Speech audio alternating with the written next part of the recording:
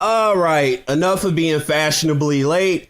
Welcome to Perfection and Natural Selection, the New Testament. And today we're going to be taking a look at some Dragon Ball LARPers. We're going to be taking a look at Dragon Ball game defenders.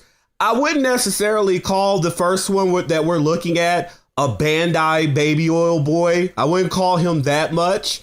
Mike Hollow here, but I believe that he's been shooting a lot of bail towards Dragon Ball games, and I don't think he understands the space. I think that he's coming in, and I think what could be said of his defense of Dragon Ball games could be interpreted as some bootlicking. But I'm not going to just say that about him. I'm going to prove it in this live stream. And as you can see in the playlist, off to the side, he's not the only one on the docket today. We're looking at a lot of Dragon Ball game bootlickers, defenders, glazers, LARPers. I feel like if you're defending Dragon Ball games in the big 2026, almost 2027, like you don't understand. That is a stone's throw away at this point. But if you're defending modern Dragon Ball games, and if that name isn't Xenoverse 2, you're delusional, to steal a term from President Rose. But we're going to go ahead and get into it. Welcome to the stream. Welcome to the show. All my perfectionists out there tonight. I want to know how you guys are doing in chat as you fill the room. And we'll go ahead and we'll go get this started. Here's Adam. He's already getting ready to go. All right, so let's jump into it. Let's see what Mike Hollow had to say. The Dragon Ball Sparking Zero and Xenoverse communities are some of the most ridiculous that I have ever seen in my life. And I'm going to try and cover both dramas in this video today rather than spreading it out over multiple videos. We're going to be talking about the brand new DLC for Sparking Zero. We're going to be talking about the footage that came out a couple of weeks ago of Xenoverse 3. And we're going to be talking about the community itself, more specifically creators that think it's okay to go and strike somebody else's channel simply because they disagreed with them and called them out on a statement they made. So let's start with okay, so he's Zero. going to be tackling the T whatever person's controversy with Six World. Okay, so thus far, he's not wrong. The Dragon Ball games community is messed up. It is divided because you got actual Dragon Ball game fans like me, Six World, Black Sasuke, CKG, Custom Kit Gaming, that we want to see the games do better. We know that something is wrong. The community, you don't understand. I'm not going to say it's 50-50 because it's definitely not 50-50. It's more like 80-20. You got 20% of the community doing just top-notch bootlicking. They'll never admit anything is ever wrong with the community. They can see the house burning around them. It's like the dog in the burning house. Everything's fine. Everything's all right. And then when they get disgruntled, they'll get disgruntled for like after the honeymoon phase is over. They'll get disgruntled about a Dragon Ball game. But it's like, well, what happened to all that bootlicking before? Like, why is it that every time a Dragon Ball game comes out, they're doing premium tier bootlicking? Everything, it's never anything wrong. They're always hype. That's the number one. I wish that YouTube would ban that word, hype. That's all they use. This is hype, man. This is, oh my God, the Dragon Ball game is hype. Da, da, da. And they've done almost irreparable damage to Dragon Ball games off of this hype BS. But let him continue, right? Before we really just jump into it. Sparking Zero came out in 2024, and it was one of the most hyped fighting games that I've seen in ages. There it goes. I think it goes. sold like 5 million copies very, very quickly, and it has maintained a steady player base. Now, the peak... Lying. He is lying. That one right there, he's lying. He put a steady player base? Excuse me?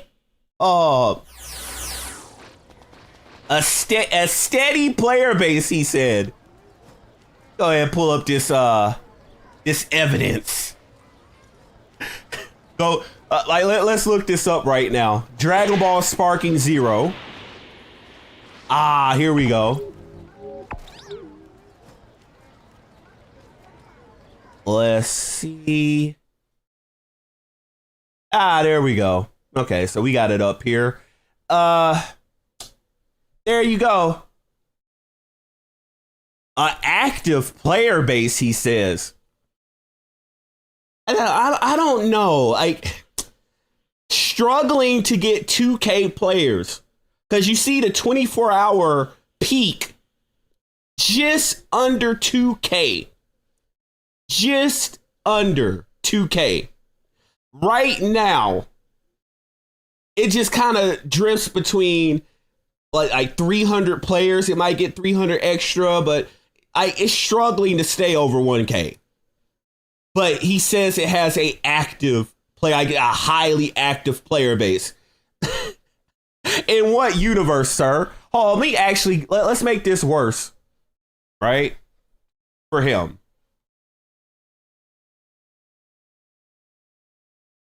Now, I want you to look at the disparity, right? 1,600 in a 24-hour period. Right now, there's 1,500 players, right? So it fluctuates between 100 players. But, this is a 10-year-old Dragon Ball game. A 10-year-old Dragon Ball game now. Let's look at that. Okay, this is Sparking Zero. 1,900, just under 2,000, with a current player count of 1,600. I'll go ahead and give it 1,700. This game is only barely 2 years old, right? 10-year-old game, there's only a 100 player disparity. It's got 1,500 players. The 2-year-old game, so 200 players. Wow. And a peak 1968, 1,600, so barely 300. And again, a 10-year-old game compared to a 2-year-old game. And mind you, this is 2 months after our last DLC came out. So we are definitely not at our maximum. We're nowhere near our maximum right now. And Sparking Zero just had its DLC drop a week and a half ago. And we want to say that Sparking Zero has an active player base. Please define active for us, Mike Hollow. Because if it's struggling to beat a 10-year-old arena fighter, I would not call that a active player base by no stretch of the imagination. But that's just me. Maybe we have a different set of parameters that we judge things by. I don't know, but that's just me. But let's get back to Mike Hollow here. I just wanted to go ahead and address that real quick. Active player base. Active my ass. All right, let's go. Peak on Steam says 120,000, which I think is the all-time peak for fighting games. Yeah, all-time peak. But it did drop off, but it has maintained a steady player base, and whatever is showing on Steam, steady my ass, steady low PlayStation. So there's probably around 10 to 15,000 people playing the game collectively between those two platforms. I don't know if anyone's playing it on Xbox. Needless to say, the game did very, very well. Did it live? Yeah, it did well lying to people. It did very well lying to people. It got pushed like no Dragon Ball game before. Imagine if Xenoverse 2 got WWE commercials. It got mainstream media exposure. Bandai didn't pay for Xenoverse 2 to get that kind of push, right? Actual television commercials, which was extremely rare for Xenoverse 2, and it still did well, despite all that. Now imagine had Xenoverse 2 got the same mammoth push and promotion that Sparking Zero did, and it actually delivers. Now, that's removing the fact that, in recent years, the DLC has been sparse. They make us wait a year at a time.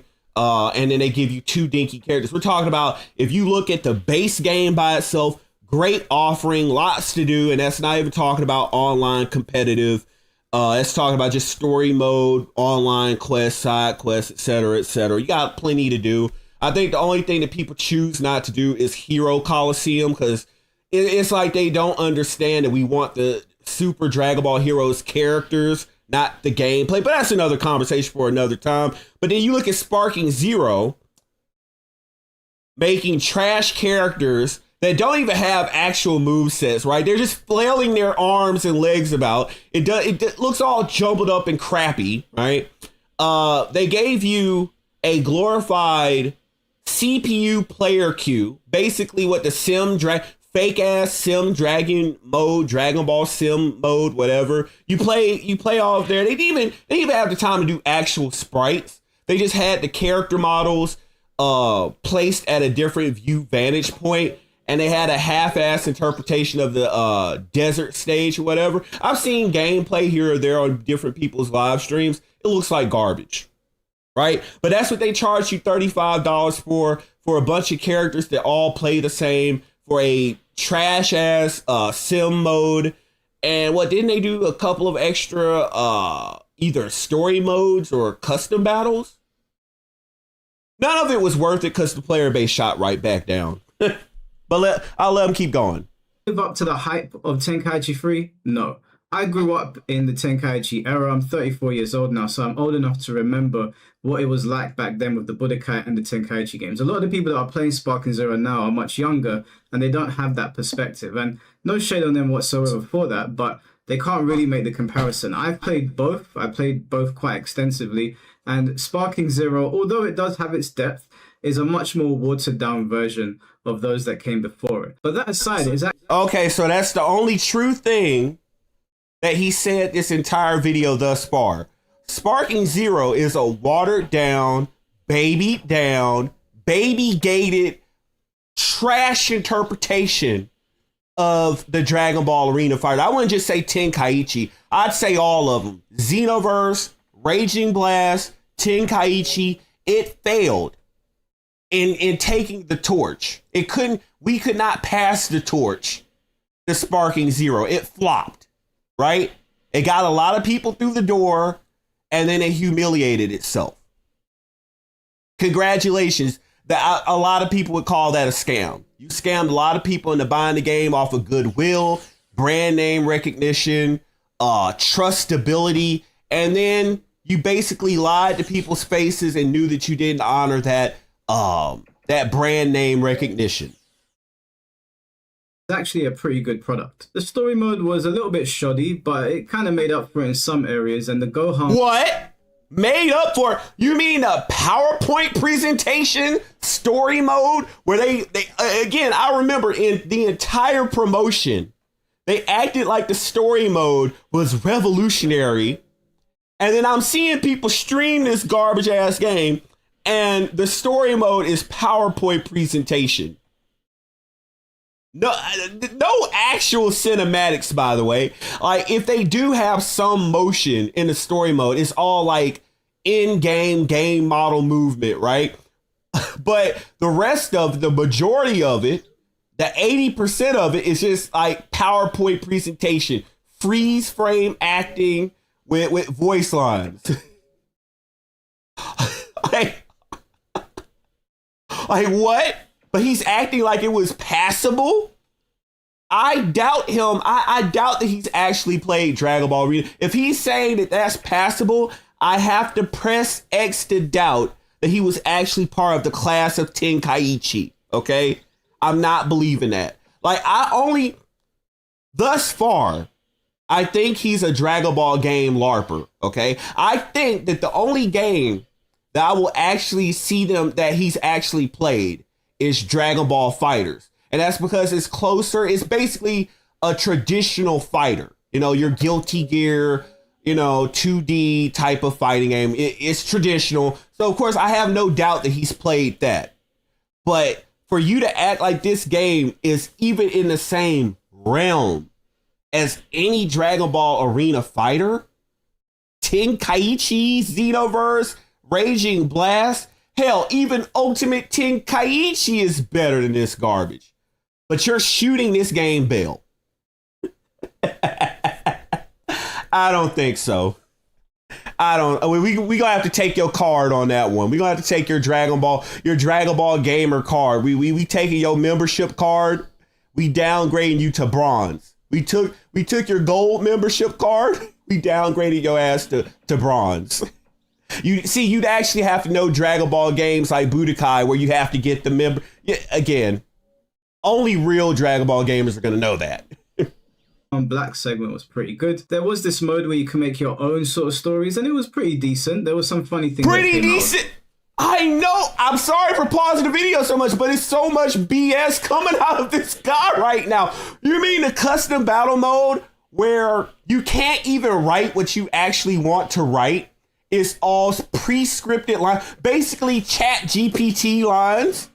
I don't have a problem with AI per se, but you can tell that this company came up with a bunch of brand safe chat GPT dialogue, and you can't type your own anything. All you can do is basically switch the characters' names and lines around. So basically they'll have so-and-so, or they'll have blank powered up and use blah blah blah attack on so-and-so. From what I've seen, right? From what I've seen on different people's videos and so, it's basically fill in the blank mode, not your own custom story where you can write your own fan fiction or whatever. It's severely controlled and baby gated. And he's calling that innovative? He's calling that good? Excuse me? Am I watching the Dragon Ball Twilight Zone right now? He said it was good. I'm sorry. No, I'm not believing that. Of it. And the game launched with 182 characters. And then with following DLC, it went up to like 200. So all of whom don't play any differently, okay? 180 some odd characters, right? And it was like that. It's different in Xenoverse, because when you get a Xenoverse character, they're going to play different, right? So Kid Goku, or Daima Kid Goku in Xenoverse 2, plays differently, completely differently from Ultra Instinct Goku, completely differently from God Goku, and completely differently from DBZ Goku, right? All of them play differently. DBS Broly plays completely differently from Restrained Broly, the DLC character, right? But then you go to Sparking Zero, literally every character just flails their arm, they flail their arms about, their arms and legs. It doesn't even look like combos. It just looks like judder up BS, right? Everyone plays the same. Everyone approaches neutral the same.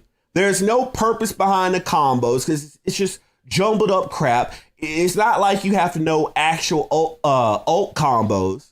Everything is just knock away super, knock away ult. And most of it, you don't even end shit with ultimates or supers. It's just you get close, you try to outmash the other person, and whoever outmashes more wins, from what I've seen. You put anybody's gameplay side by side with one another, they're all going to look the same, regardless of the character. All the gameplay is going to look the same. I think the only difference would be normal human-sized characters and then giant characters. And giant characters are so bad because they can't outmash anybody that you basically saw the disappearance, the removal of all these characters from the meta. Because I remember towards the beginning of release, people were like trying to cheese a Dr. Wheelo, and then like they nerfed giants into the ground. God, I think it was some with their stun or some kind of combo that did a lot of damage or whatever. And in the moment they took that away, they just plummeted. But basically, every character plays exactly the same. If I take you to Xenoverse 2, an Earthling is going to play different from a Sane. It's going to play different from a Namekian. Especially if I take an Earthling and put them on Power Pole Pro, they're going to play differently from every character in the game. You take a Namekian who turns giant, they're going to play differently, even though they're pieces of crap and they suck. They're going to play differently from every other character in the game. Every other character in the game. The characters are different in Xenoverse 2. But in Sparking Zero, 180 characters of nothing. You might as well just have 2 characters. Normal, giant. Normal, giant. That's the only 2 characters you got. So I don't appreciate him trying to sell people on like this game having massive variety. 182 characters and every single one is the same. Oh, or are we going to make the difference? Oh, well, this character has Insta Spark and this one doesn't. Which is just basically full power mode from Tenkaichi 3. So it's a pretty packed game. It had a rank system off the bat. And whilst, in my opinion, it lacked in certain areas, I did think that they did a good job of it. I was pretty happy with it. Now, that's not to say the game didn't launch without its controversy. We all remember the whole Android saga. They have superhero DLC, and who knows what they've got planned for the future as well. So, let's see. But starting out here, we're flying around for a bit. Oh, yeah. We all remember how... and how is he giving this kind of evidence and still calling this game good? They had to nerf those characters into the ground, by the way. Synchronized flight and immediately changing it up. They we're trying to get 6 Mind you, like, they never did another tournament after this. Because this is part of why that game is dead. We're doing it again. Right, we're putting the buffs on. All right, okay. All right, and you can tell the developers thought they did some trash to even try to entertain having a tournament.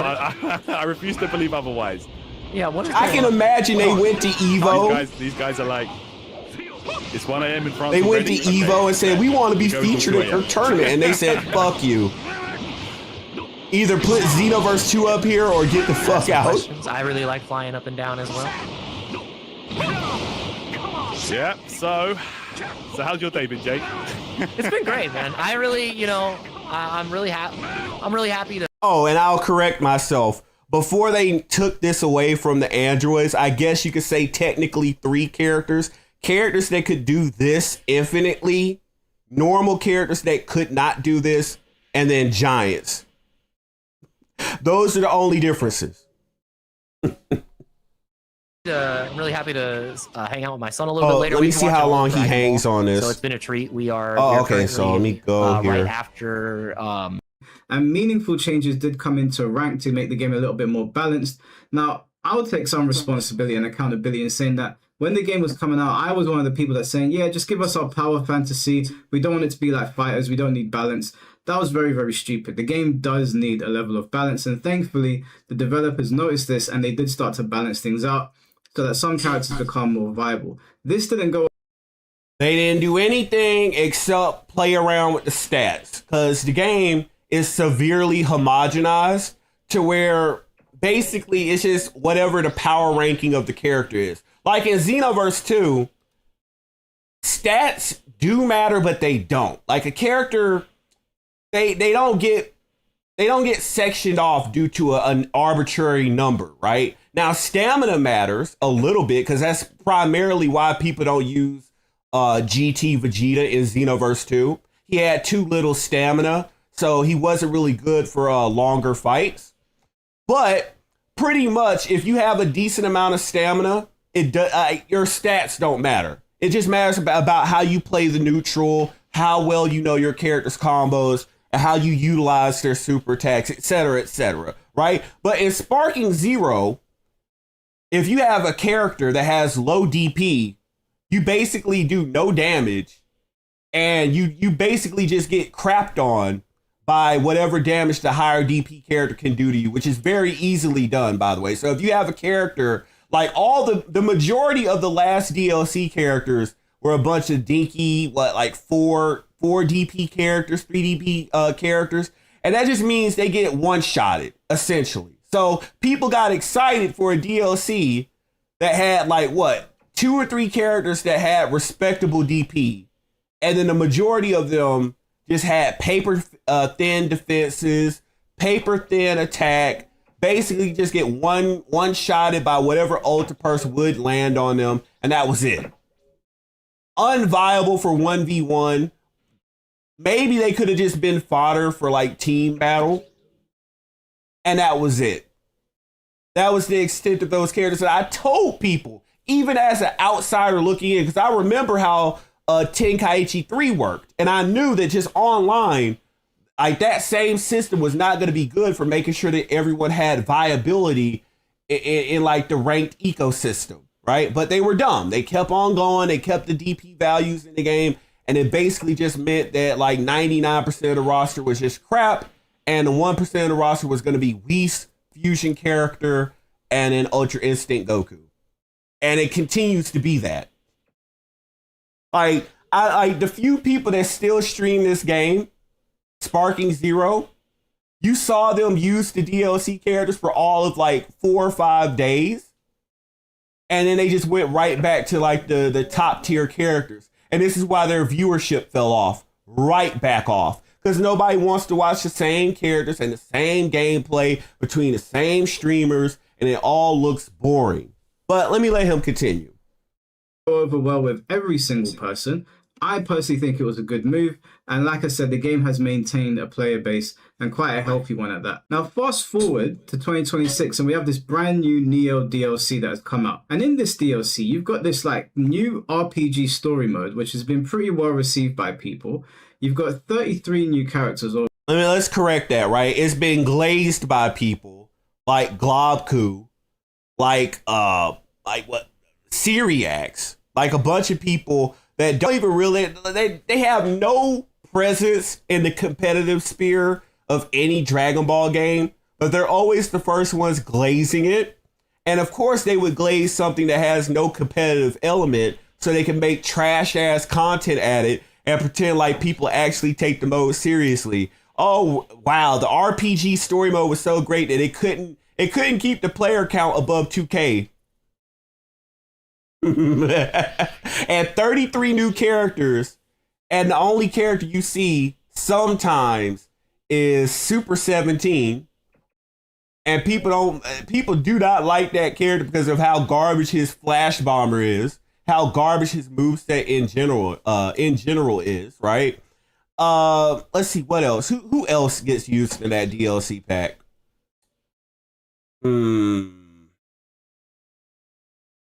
You know what? I can't for the life of me think of it. I think it's only Super 17. I think that's why he was like the marquee character. He was the only one with a respectable DP.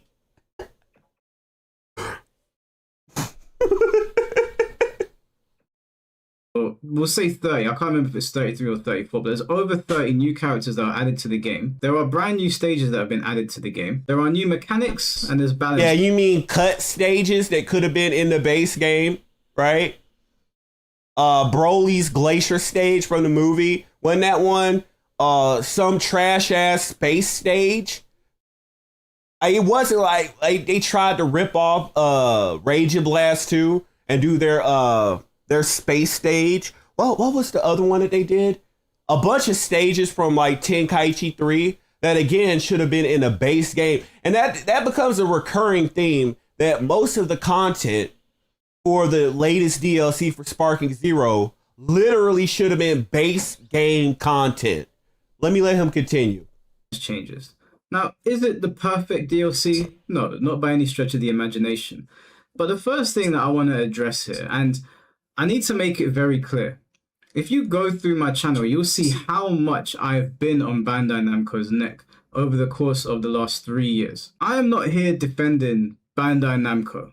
But that's what you're doing. In defending Bandai Namco. But I've got to call a spade, and I've got to be fair. I'm not going to just say something because people want to hear it.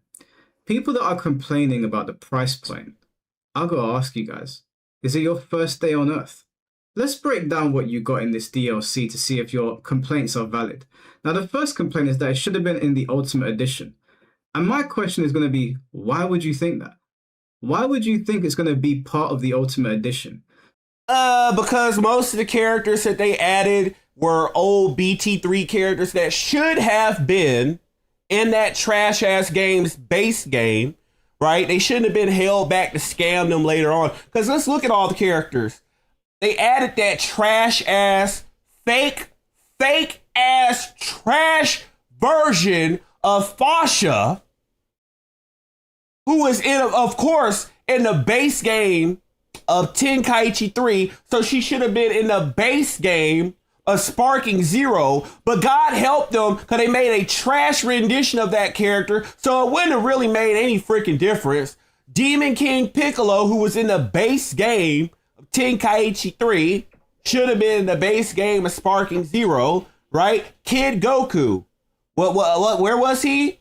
In Tenkaichi 3. Should have been in Sparking Zero, base game, not DLC. Let's see, early Piccolo, but they call him a junior. Again, he was in Tenkaichi 3, should have been in Sparking Zero base game.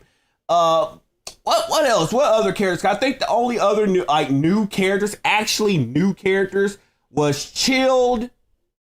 Let's see, Chilled, Adult Chi-Chi, which again, I think they're just using her to cover for the fact they don't want to do Kid Chi-Chi. But for some reason, they put the literal PDF General Blue in a modern Dragon Ball game and tried to act like that was a good thing. But that's neither here nor there. Which again, General Blue was in the base game of Tenkaichi 3. So if you were going to add that weirdo, he should have been in the base game of Sparking Zero. What else? Who else? Nova Shinron, base game of Tenkaichi 3, should have been a base game of Sparking Zero. You can just keep on going, character after character. Who else? Then they have Kid Oob, which was in Xenoverse 2, who was also in Budokai 3, who I think who was also in Tenkaichi 3. So he definitely should have been in the base game of Sparking Zero. And it's character after character. Salsa, again, base game. I could just go through every character. Tao Pai Pai.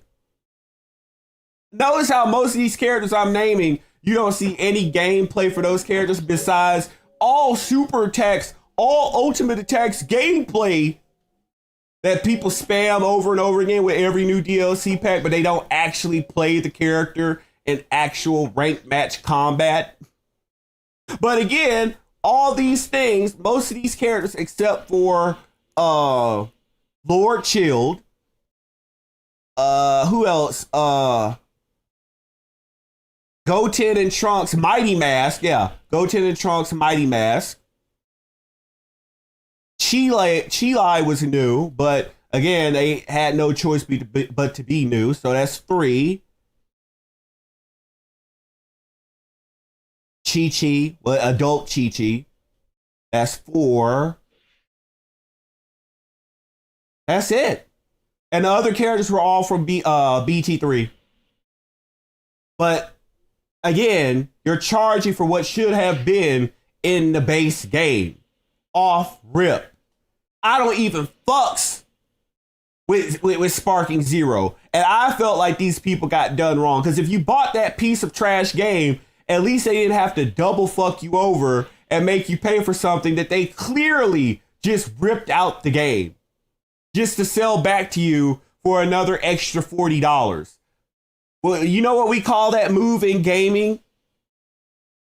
We call that the double dip, right? You take some basic stuff out there. Oh, Zanya. Yeah, her too, right? She was in BT3. But it's called the double dip in gaming. So you take some stuff that should clearly be in the base game, you take it out, and then you charge for it again, and then you take advantage of a stupid fan base that can't even see the fact that they're getting scammed.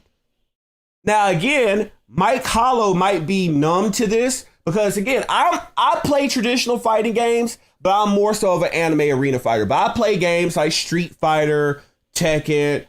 It's been a long time since I've touched a Mortal Kombat game because all the woke shit they've done is just not it, right? But he's desensitized to being scammed like that because that's standard in traditional fighting games. So he's really desensitized to getting scammed. They're doing stuff like, for example, right?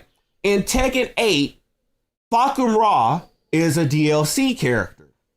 Now, you might be wondering where the scam is, right? Because he's just a DLC character. But then you have to remember that this character was also DLC in Tekken 7, where he was actually new. So that's the double dip, right? He should be just grandfathered in the next game if you're going to have him at all.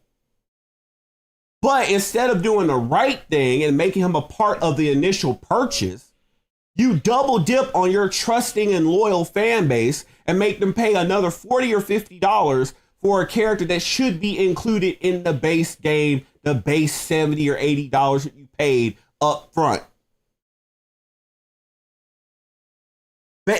Basic thing that you should be doing. But no, we got to scam our fan bases that basically keep you afloat instead of giving people new content, right? And again, he's desensitized to that. Street Fighter. Bison was in Street Fighter 5. Oh, well, we took him out of the base game for Street Fighter 6, but we re-added him and we changed the story a bit to say that he's not really Bison, but he has the same moveset, fighting stance, and all that. But like, oh, we're going to pretend like he's new. No, you just took him out of the base game. Sea Viper. That was in Street Fighter 4, and I think, wasn't she in 5? You put her back in 6, you charge people DLC. The only characters that should not have been complained about were the guest characters like Mai. And now we're looking at Tifa getting added in Street Fighter. But all the other characters, Sagat, Alex, these are all characters that constantly get taken out and then re-added as DLC in the next game. So again, I would not trust his parameters for what would be considered fair and ethical business practices on DLC monetization of any games when his community, the fighting game community, was the beta test for how far they could get away with scamming loyal customers with like grimy, disgusting DLC practices. And again, I'm in the fighting games community, but you know, I'm more heavy into anime fighters, anime arena fighters. But again, it's just showing you how he's been desensitized and conditioned to accept those disgusting business practices. The game launched with 182 characters, and then over the course of the year, they added characters to the game, bumping up the roster to 200. Now, you might not have liked what is in the Ultimate Edition, but unlike other games, you were told exactly what is going to be in there. So why would you complain and say that it needs to be in the Ultimate Edition? Because some people were dumb enough to pay, how much was that Ultimate Edition? $50 content that, yet again, should have been in the base game of that garbage ass game. But no, you got to pay an additional fee. Imagine you got the black tier membership card. You got the gold membership card.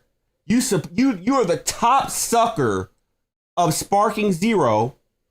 And instead of respecting you, the company says, you know what? Nah, we got this fool to buy the game. We got this fool to buy the season pass. You know what? We're going to charge this dumb motherfucker again. Hey, pony up another $40, you moron, for these 33 characters that play just the same. No new gameplay, no new super attacks, the exact same gameplay. And this trash ass rendition of Dragon Ball Sim. And they succeeded at suckering people into paying for that shit.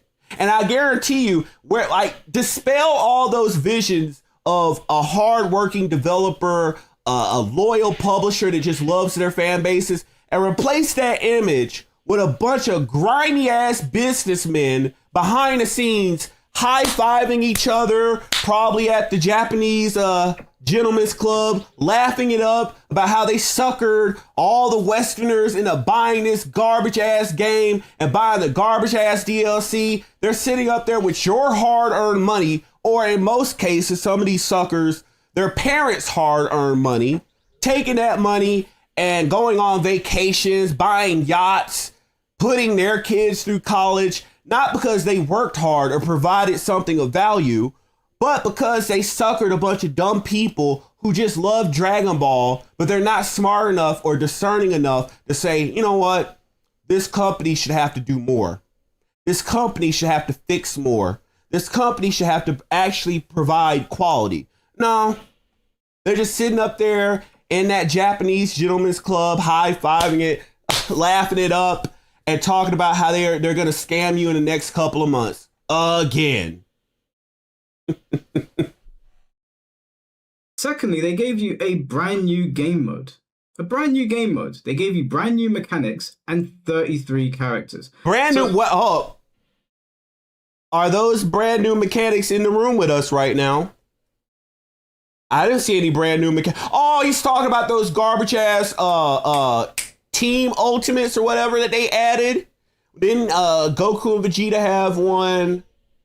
I think Goku and I don't know if that's a team, or I think that's just Chi-Chi's ult with Goku. Because, you know, people who were waiting for a playable adult Chi-Chi, we didn't get the Garlic Jr. one with Kaioken that was actually just like sick, or the Super Dragon Ball Z version that actually took the adult form, put her in the OG outfit, and had her actually use all the treasures, the Bancho fan, and the did she use the either a broomstick or the power pole? It was an actual cool move set, right? And instead of getting that, you got a lame ass move set, just like some here ass DLC, right? But are the new mechanics in the room with us? What new mechanics? Oh, they re-added the because it's not new. They just re-added the thing where if you do different vanish pursuit attacks, and if you're in max power mode, you could throw out a super and it cuts out the beginning of it so it can actually hit.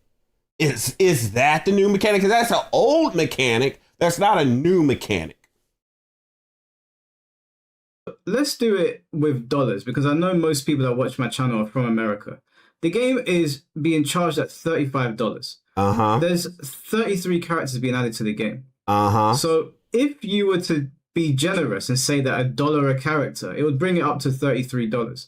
Yeah, mind you, all the characters are exactly the same, right? The animations don't even matter because they don't, again, it's not like Xenoverse 2 where it actually matters. Like, if I'm playing Fu, I'm going to control the neutral with my heavy combo, that little spinning blade top. If I'm playing Broly, either I'm going to grab you out or I'm going to pressure you with just like ooga booga tactics, right? Because it matters. There's a difference. If I'm playing DBS 17 in Xenoverse 2, I got the best like dash attacks in the game. I got an XX and an XY, or rather a triangle and or a triangle or a square triangle or a square, right? To control the neutral. But in Sparking Zero, none of that matters. And it's damn near a cell phone mobile game, tap game. None of the combos matter. You don't have a combo in the ult, because everything is a knockaway. It doesn't matter. There is no neutral. It's just get close and mash. There's no footsies. You just get close and mash. All of them play the same. Those characters, they're not even worth $1. They didn't have to do anything different. They didn't have to consider how are we building this character to function differently from all the other characters. They just said, okay, look, what did they do with Fasha? Saiyan Spirit, copy and paste them on all Saiyans. Wild Sense, generic move, copy and paste it on all the characters.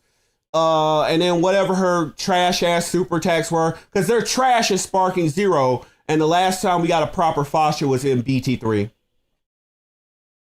But please do go on about how all those characters are worth $1 each, when it didn't take that company anything but an hour to just slap that slop together. A new mechanic, another $1. And then a brand new game mode, another $1. And you guys are complaining about that. And before anybody makes the asinine, stupid comment that I am doing this video to get a free copy, let me explain something to you guys, because I hear that all the time and it has only got to be from the dumbest people in society. The game is £28.99. £28.99 or $35. If I don't have that money to buy a game, what the hell am I doing on YouTube making YouTube videos? I should be picking up a third and fourth job. Someone saying something that you disagree with that is praise for a game is not grounds to say they're looking for a free copy. Do you know how stupid you sound?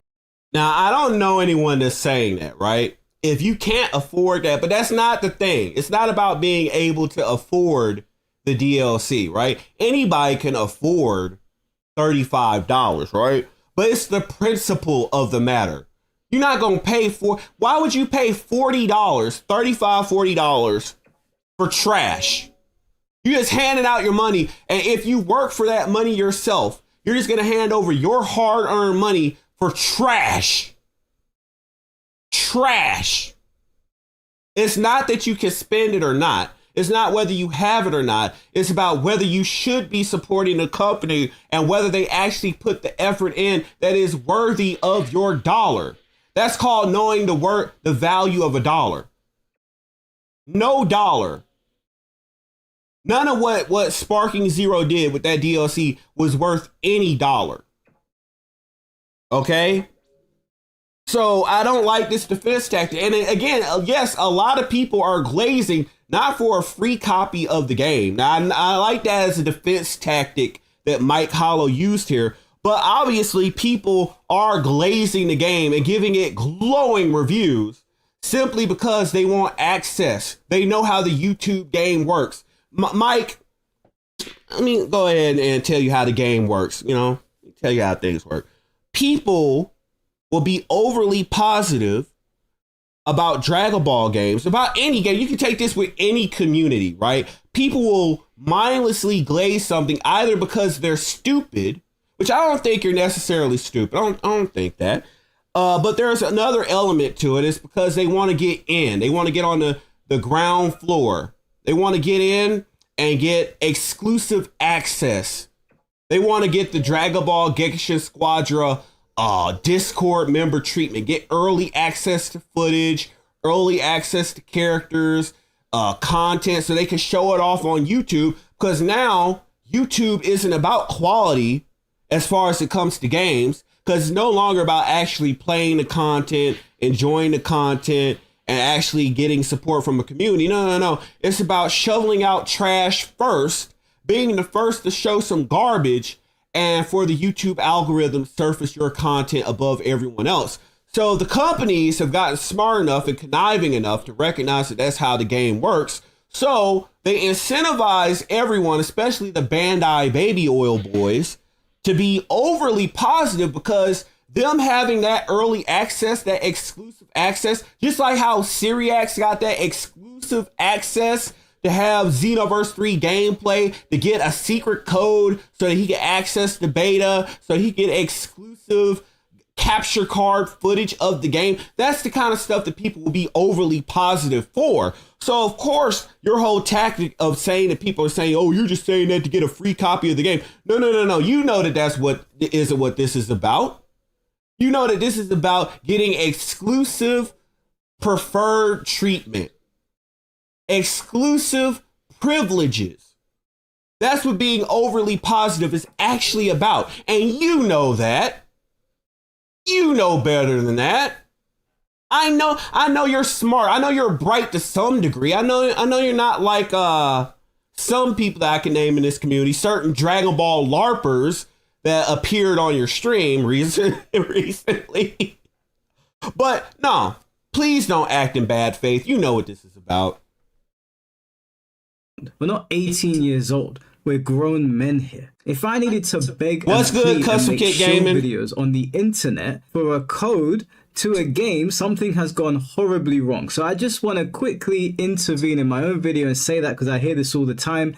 If you see somebody giving praise for a game, even if that praise is misplaced and even if they sound stupid, but you go to, they're looking for a free copy, my friend, I have a bridge to sell you. I have several.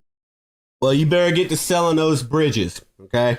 You better get to selling those bridges, because a lot of people are doing that, right? There's no way you can call yourself a real Dragon Ball gamer and say that the state of the games are okay, to be in a place where these games are worthy of praise.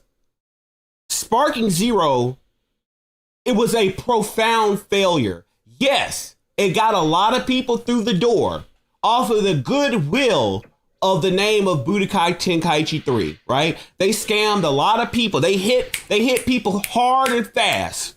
They got in there, they showed you nothing but sizzle reel trailers. They made sure they disguised everything. They had people running damage control talking about, oh, well, if you see anything wrong, it's just the beta. The full game won't be like that, You know, everyone in that honeymoon phase, and they scammed a lot of people. But do you want to know something?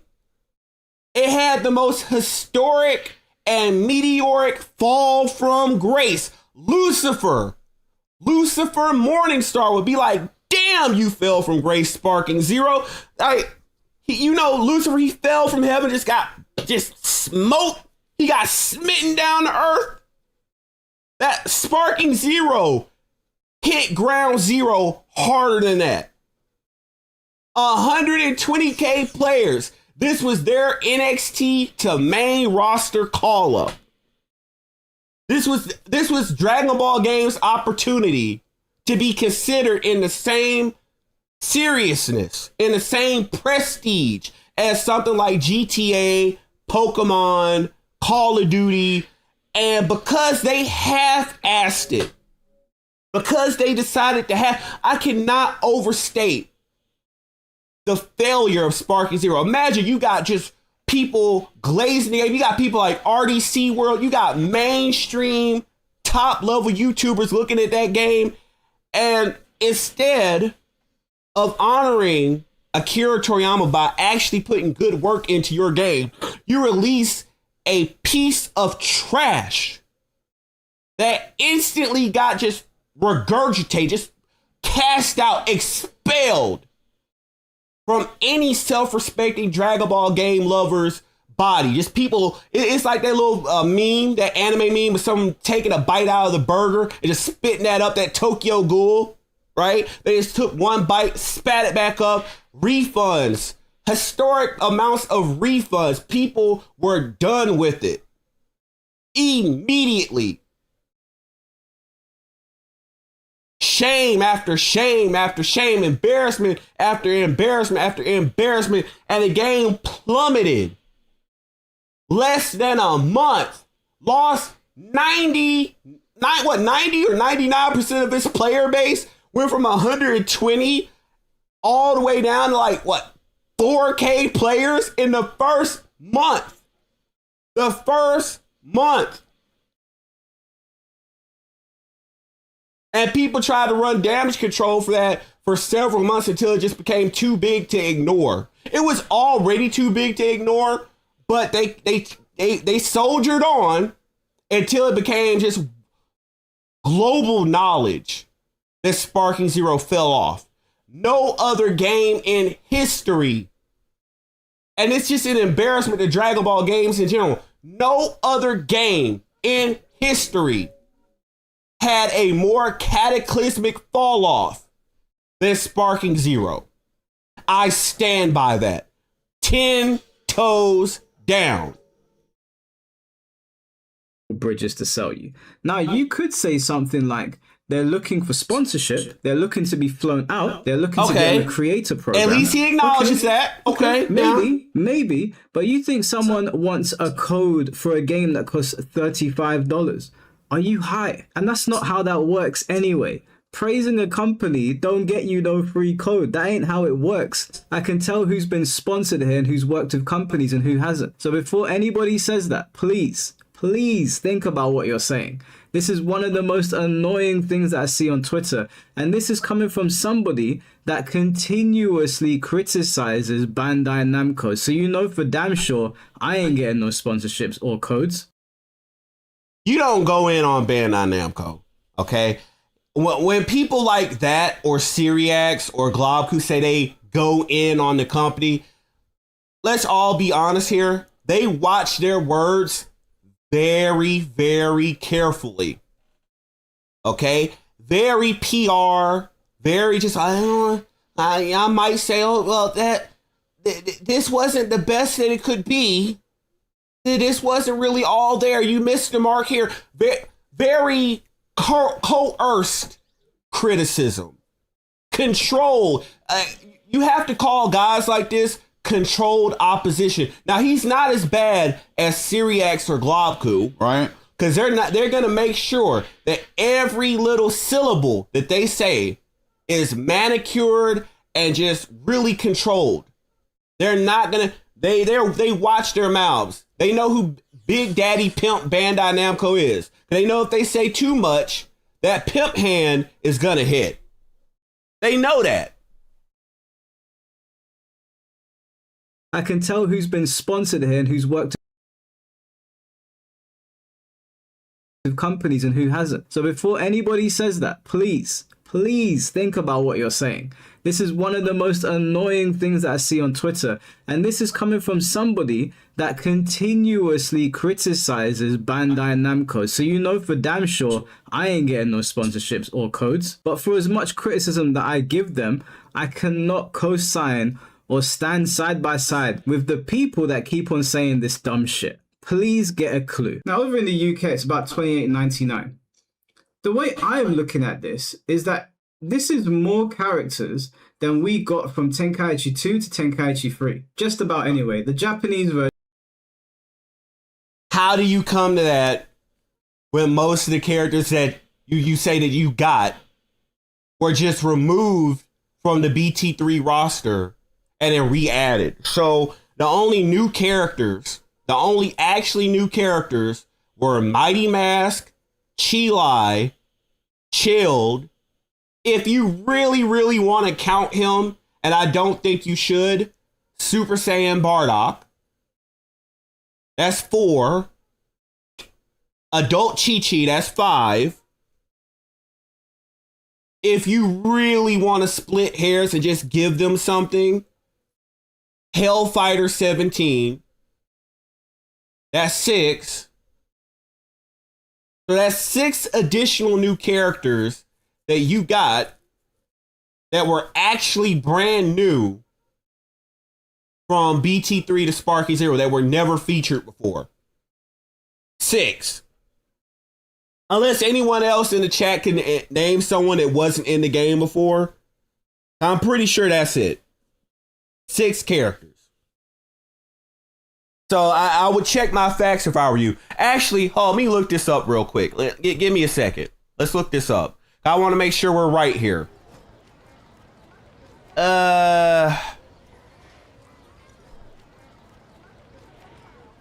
Sparking Zero.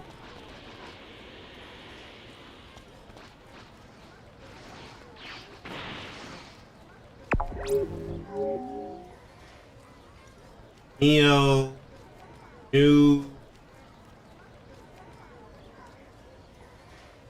New characters who weren't in BT3.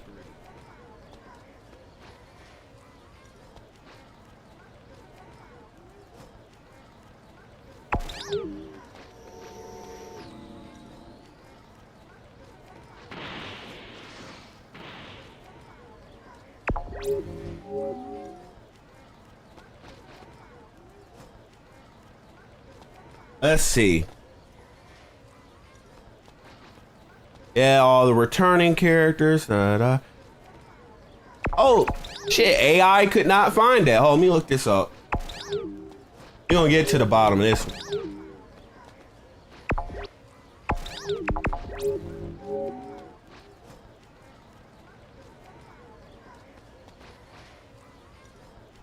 Let's see what Grok has to say.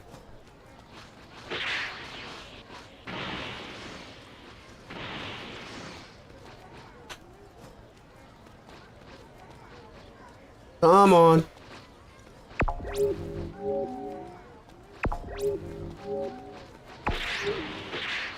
Come on. I want to be sure that unlike Mike Hollow, I want to be factual. I want to have the actual facts for you guys.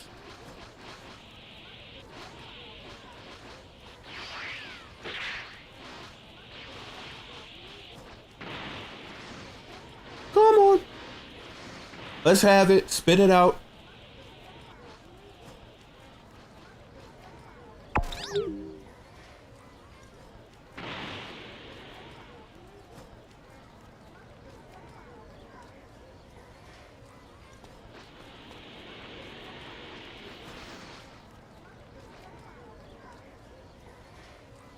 Good grief, it's taking this long for Grok to find this.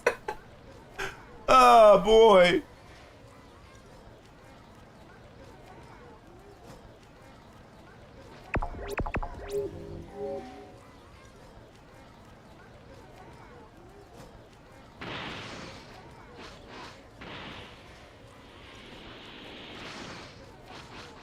All right, you don't have to search all these damn websites.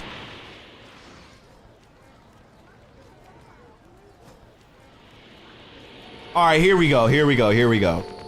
All right, so the new characters that were not featured in BT3 were Chilled, Bardock Super Saiyan, Chilai, Jocko, Champa, that's 5. Mighty Mass, that's 6. Hellfighter 17, that's 7. Tora, that's 8. Early Goku, which I don't know why they would. They're counting Dragon Ball Goku from the 23rd World Martial Arts. I don't think you should count him, but okay, 9. Let's go ahead and count it. Chi-Chi, adult Chi-Chi from Dragon Ball, that's 10. Ma Junior, which is kind of that's just early Piccolo. Come on. Oob Kid as a distinct intro. I'm not counting that. And Vegeta GT base. Wasn't GT base Vegeta in? Oh no, he wasn't. Okay. All right. So 11 characters. Out of that 33, 11 were actually new. Wow. Are we really giving them that much credit for that? All right, let's get back to it.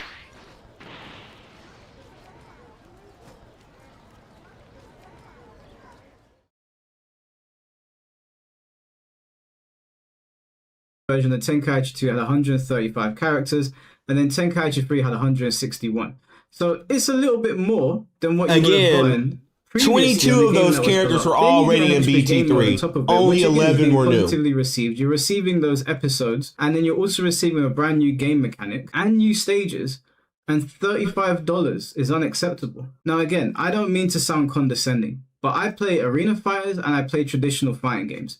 You try and find me a fighting game that offers you 33 new characters with brand new stages and a brand new game mode with RPG elements for $35.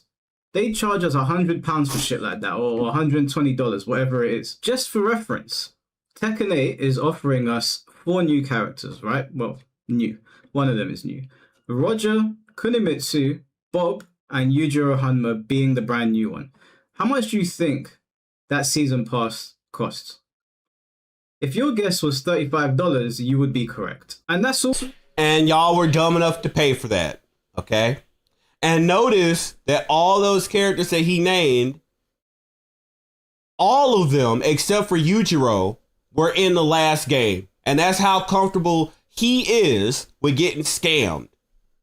So I would not trust his parameters for what fair is as far as like DLC practices, because he's been desensitized. He has been broken. He has been broken and conditioned to accept getting fucked over for the same content that was available to him in the prior game. All we got with that season pass. If you play Street Fighter 6, then you know that the year 3 pass was like $30. That's just the character pass. That's not even the ultimate pass, which costs even more. And I could give example after example, but I understand. Yeah, you could give example after example, but all this garbage. Y'all accepted that in the FGC. Those who just only play FGC, you are the biggest suckers in the gaming community outside the little kids who pay for Fortnite and Roblox. Y'all are not too far off from them. Y'all are as bad as the gun and ball game suckers who pay for the same shit every year.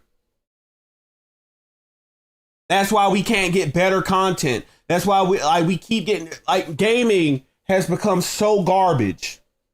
I can't stress that enough. I used to love playing WWE games, right?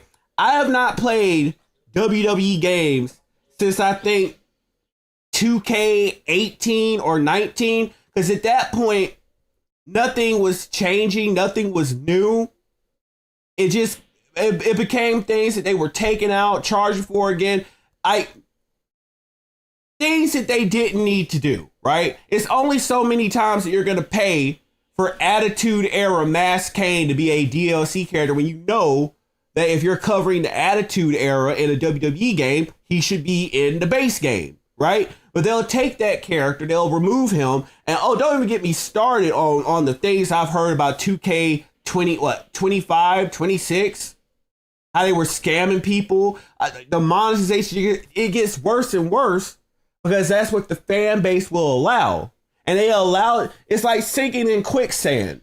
They don't recognize the issue until their shoulders have gone down. They're head deep in the quicksand, and then they want to go ahead and stage a revolt against the company for scamming them. It's like, it's too late.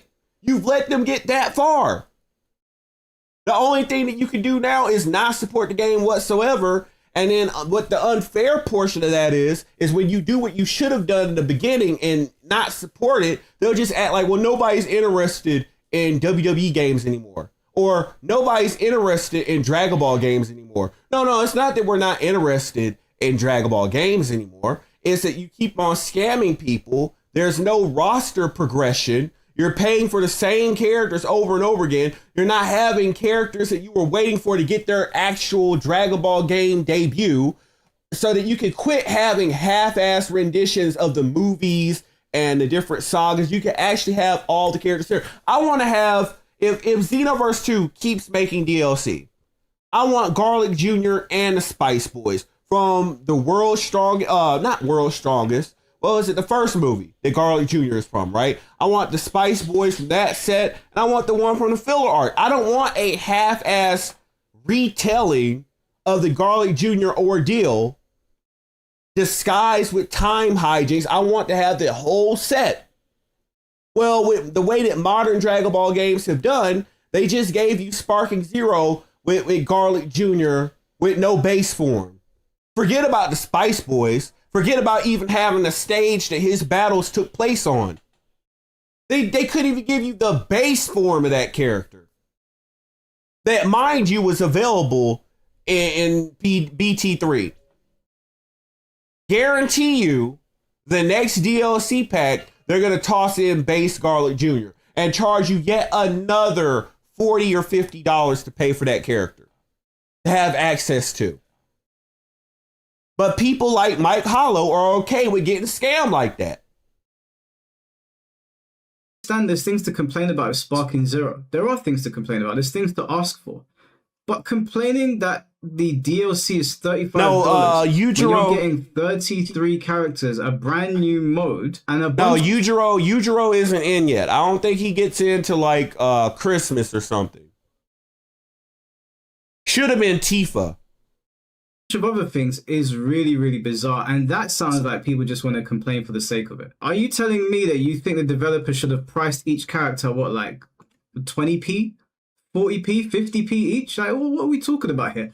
And you might also say, well, a lot of the characters feel the same, like Champa and Beerus, they feel very similar. All of them are the same. Every character is the same. None of them have their own unique neutral gameplay. Everything that used to, again, there are very thin, I wouldn't even call it nuancical differences. There are very conditional differences. Like, I noticed from all the whining that I saw in the different videos from Sparking Zero, there used to be light, very light differences. Like some characters that had the paralysis key blast, they used to be able to do this one loop over.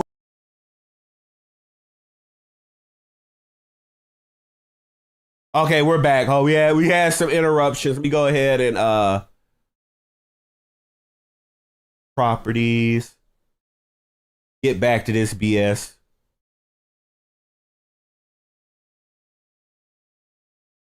There we go. There we go. I grant you that, which I can. There are some characters in that feel way too similar to people that are on the base roster. There are at least 15 characters in there, off the top of my head, that are quite unique by Sparking Zero standards. So if you're already enjoying Sparking Zero as a product, then by those standards, they are unique enough. 15 characters is still a good price point. Now, I'm being generous when I say that. There's probably more, but off the top of my head, that's what I can think of. I just wanted to get your opinion on the Sparking Zero drama. Do you think that people are overreacting at the price point and of course? Or do you think people are... Of course he would have Globku on. Of course. Of course. Now I don't see Avatar Yaya really play Dragon Ball stuff. He's more like he's the other stuff. He's more traditional fighting games like Mike Hollow, but I don't know what he does in his free time, so I'll reserve comments on his player status. But Globku is just a sellout. Globku doesn't even isn't that the guy that got exposed for fronting like a Bleach fan when Bleach Rebirth of Souls came out? He didn't even know the terminology. So why would you have him as proof of anything? He's a poser. He's as big of a poser as Slow Plays. You know, the other little poser, the other glazer who started his channel on Nintendo games, but then he saw the grift with Dragon Ball games. He brought his punk ass over to Dragon Ball games after he hit it lucky for a couple of videos in Xenoverse 1, and he began to milk Xenoverse 2. These are the people that he's using as references, as guests. Excuse me? Okay. Can we specify what the drama is? Because I've seen a lot. Well, to my knowledge, the game got 33 characters, 3 or 4 stages, a new mode, like an RPG mode, and I think it's like £25, which is, I think it's like $35. And 4 new stories. Just add that one. Yeah. 4 new stories that nobody cares about. Wow, a Bandai employee wrote their own fan fiction, and from what I understand, everything circles back to the main continuity anyway. So basically, they'll tease at a difference, at a storyline difference, which doesn't matter. Again, it's just a Bandai employee's machinima fan fiction for Dragon Ball, right? That you'll never hear about outside of this game. You do somewhat hear about people glazing the Gohan Black crap, because nobody can let go of that fruity ass Goku Black bull crap, right? They will forever glaze that for some weird, I guess, I don't know what reason. It's like we got Turles at home. We have our evil Goku, our evil whatever, right? But for some reason, people are stuck on that Goku Black bull crap, and I don't know why. It is $35. I don't know the pounds, but yeah. Yeah, it's £25 for us, I believe. But do you think that people are justified in being annoyed and saying that this update should have been free, or do you think that this is? Before we get to that part, I don't play Dragon Ball Sparking Zero. I don't have it, so from what I've seen, he's always in the list for like OP characters of that game. So from what I understand and from what I've watched, is Whis, UI Goku, Fusion, because of how they work, they're usually above all the other characters. But Gogeta, whether it's Blue or SS4, and I think that's it. Like, I think Kefla base is not anywhere near as good as Gogeta, but she has that, what they call a no step in super that makes her cheesy, and that's it. It doesn't matter. I guess he's good or whatever. I don't know. Now, I could talk shop to you about Xenoverse 2, Gogeta, but Sparking Zero, I don't care. That game is garbage. Worth the price point. No, I think this is more than worth the price point. We got as much as we used to get in a full sequel in an update that cost half of that. If you look at... Mind you, 22 of those 33 characters were just removed from the base game. Only 11 characters were actually new out of that entire... So you paid $40 for 11 characters that all function the same as every other character in the game. Mind you, you got less content because Fasha didn't even have her grade 8 form. None of the Saiyans outside of like Vegeta have their grade 8 forms that they have from BT3. At characters alone, this is almost $1 per character. Where else do you find that type of price in DLC? Right? The new game mode is fantastic. Fantastic. Really. Now, again, I wouldn't trust anything that Globku says because he's not an actual gamer. He's just like Slow Plays. They don't actually play these games. They just saw a grift.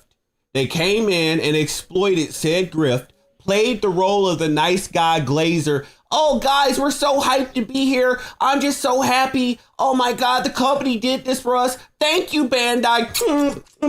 Let me kiss your ass better, Bandai. Thank you for this basic-ass content you removed from the last game and re-added. Thank you, Bandai. Thank you, thank you, thank you. Like, really? But we're trusting what he says, and he's a poser. This is the best DLC we've ever gotten. Fuck you. Lying ass motherfucker. Like, do you have no conscience lying to people like this? News stories vary in quality, but I think two of them have really good what if stories in the middle, which is part of my favorite things on Sparking. And I don't know. I feel like I saw a lot of people upset that this wasn't included in the Ultimate Edition. And to those people, I understand. You're Dragon Ball fans. You can't read what you're buying. Oh, Dragon Ball fans can't read? Can you tell us what a Kampaku is, Globku? Can you tell us what Reishi is? Spiritual pressure? Can you tell us what those things are, Globku? I mean, if anyone has an inability to read anything, it would be you, because you don't even read Bleach, but you want to pose like a Bleach fan when Rebirth of Souls came out. Poser. This guy's an anime poser. Buying, because the Ultimate Edition did not say it included all future DLC. You got everything you got out of that edition already. Now they're making you shit. I do agree that like the No. Let's correct that. Now they're showing you all the stuff that they took out. They purposefully withheld out of the base game, and now they're re-adding it again, because we can at least say that for 22 of those characters, because only 11 of them were new, right? The way Sparking Zero launched, it lacked some stuff. Stages were definitely a big part of it. When I see people saying this should have been in the game at launch, I 100% agree with the stages specifically. Everything else,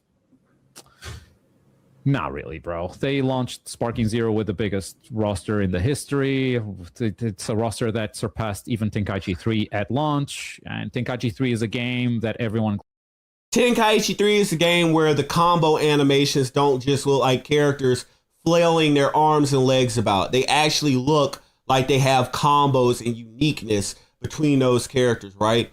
That game had better movement. That actually made up the skill curve and like what you would know with the game, and actually gave people player expression. But what about Sparking Zero? Everything's been homogenized. It can't retain a player base, a community. It can't retain viewership.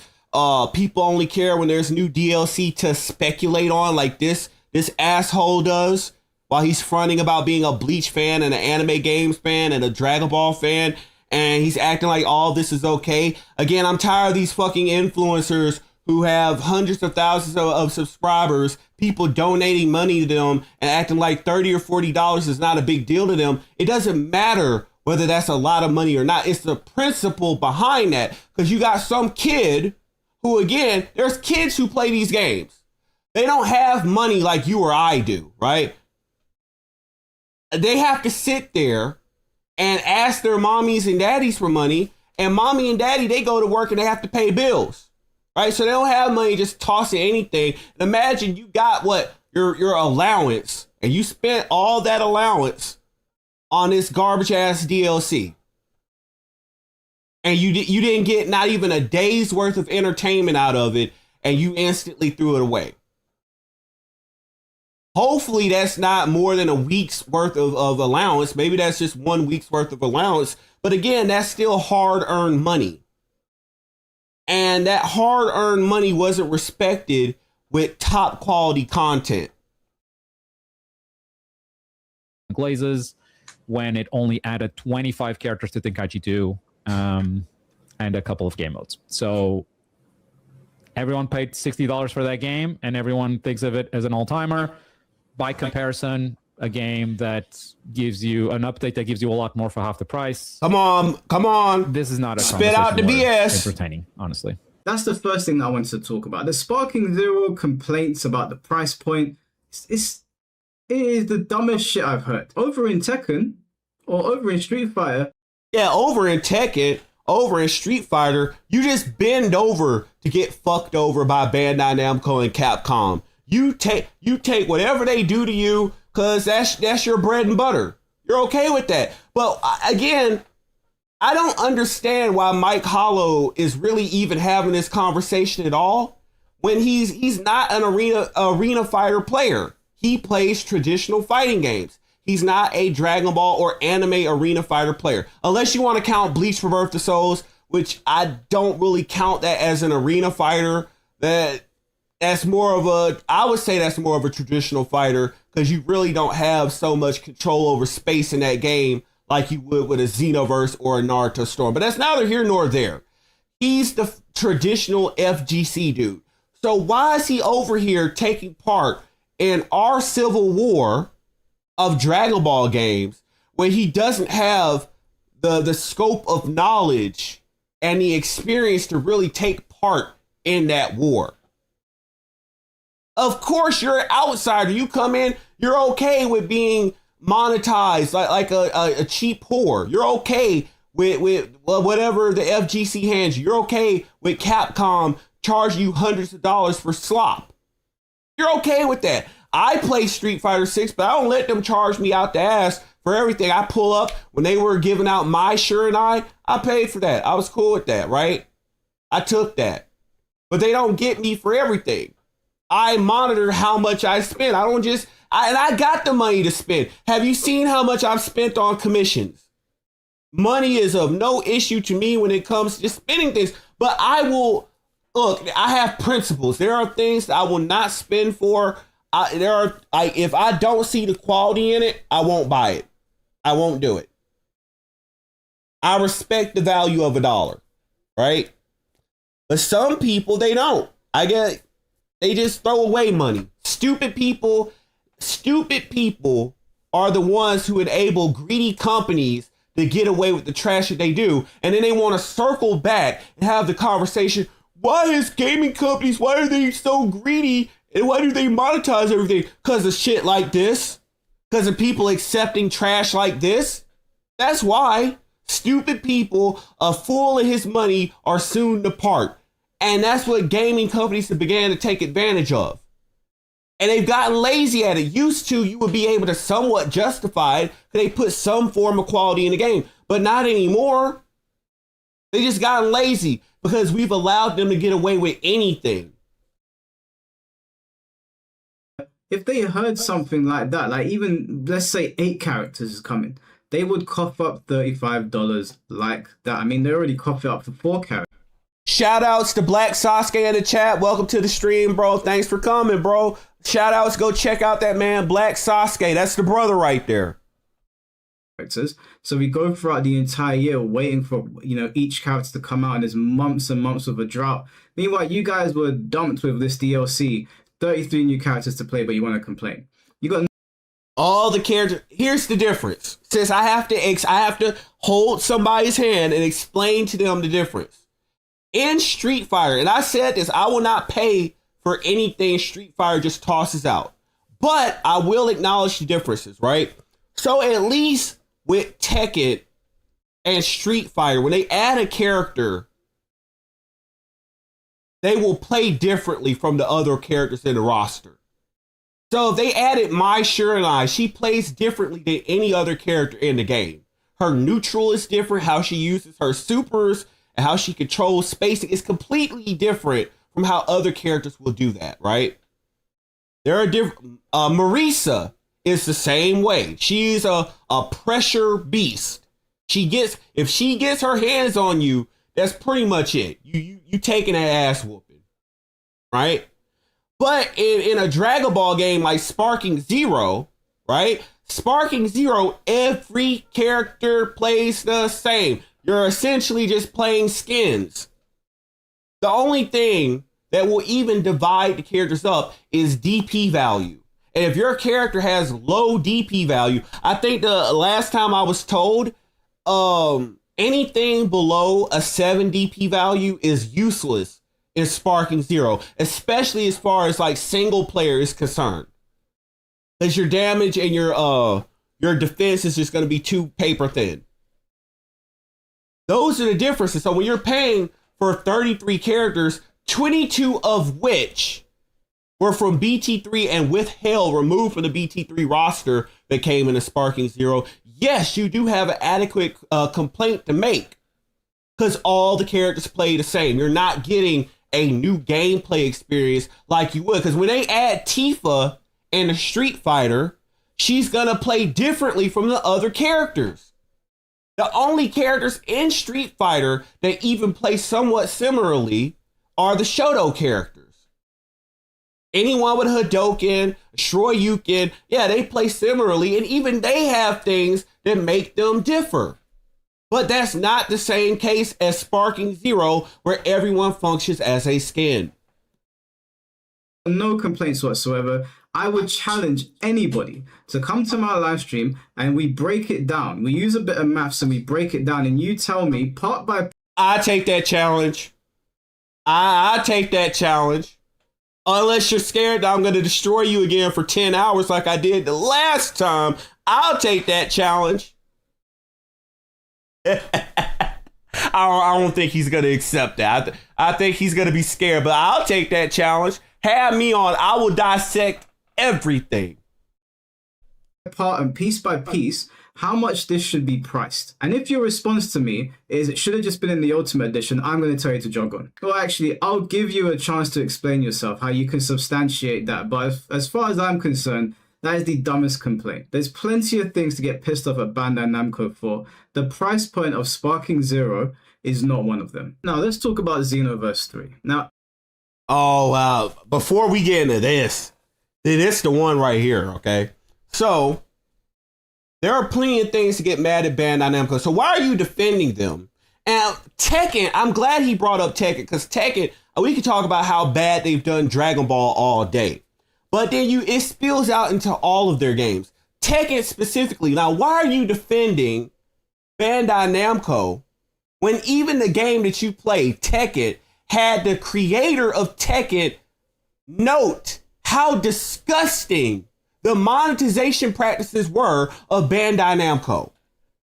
Katsuhiro Harada, the creator of Tekken, said about how garbage their business practices were, and that's what drove him and other developers, other programmers, and other people to leave that company that were like seniors. They had years, decades with Bandai Namco, and all of them just been leaving. It's been like the Titanic. Bandai Namco has been sinking. All the senior programmers and developers, they are leaving. You know how much that must hurt that man to leave his baby behind? Tekken. He had to leave it in the clutches of Bandai Namco because he got sick of it.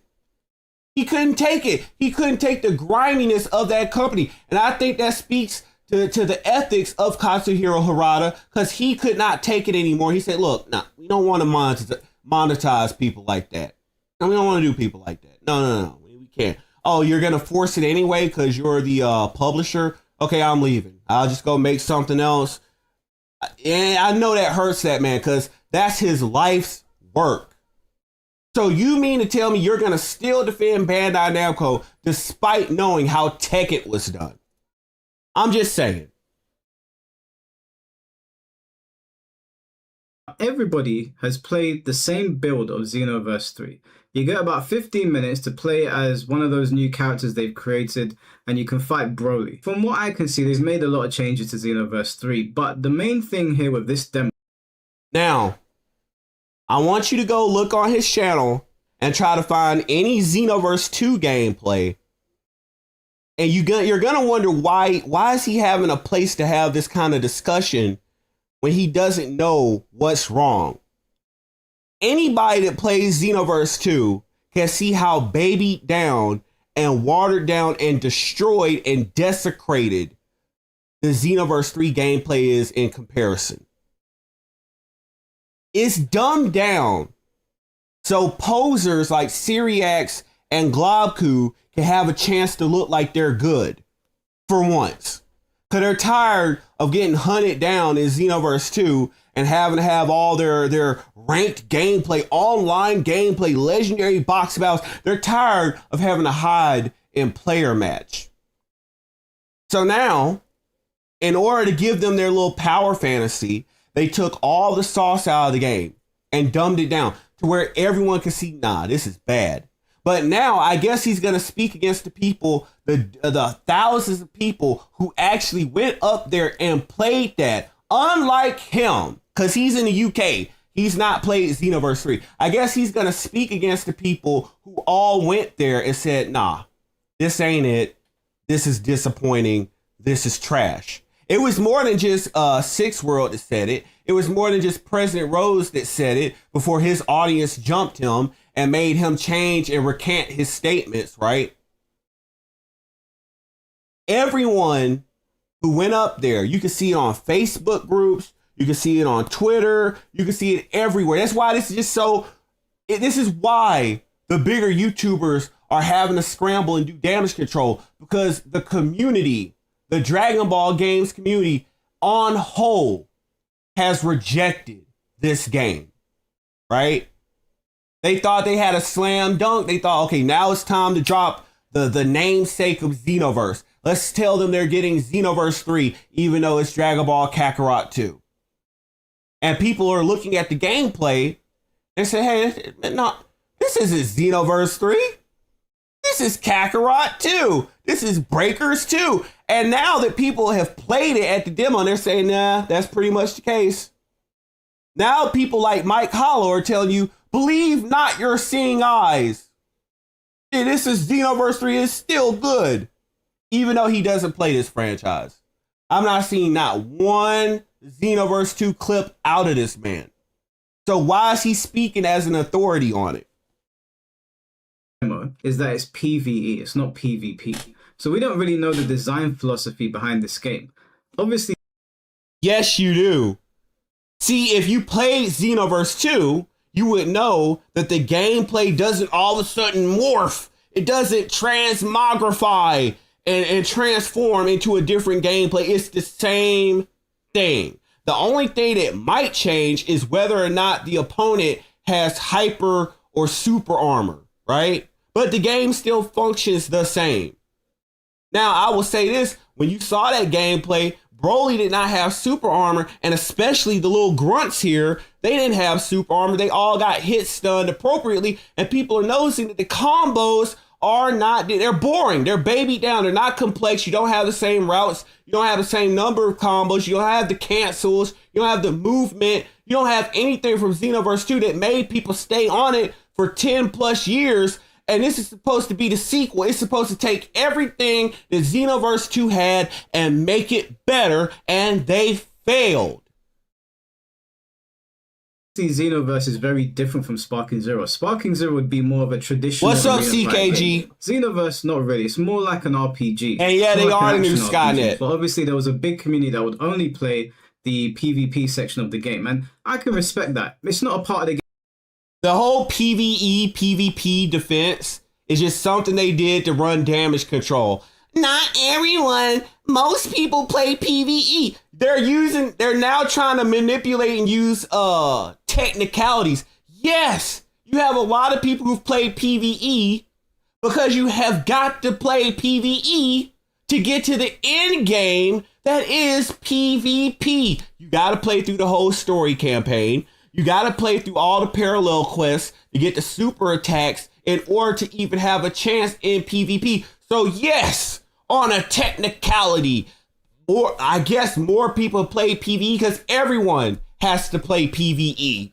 But that's how desperate the Glazers are for any defense they can reach for this game, because they know that Xenoverse 3 is a piece of trash. It is indefensible.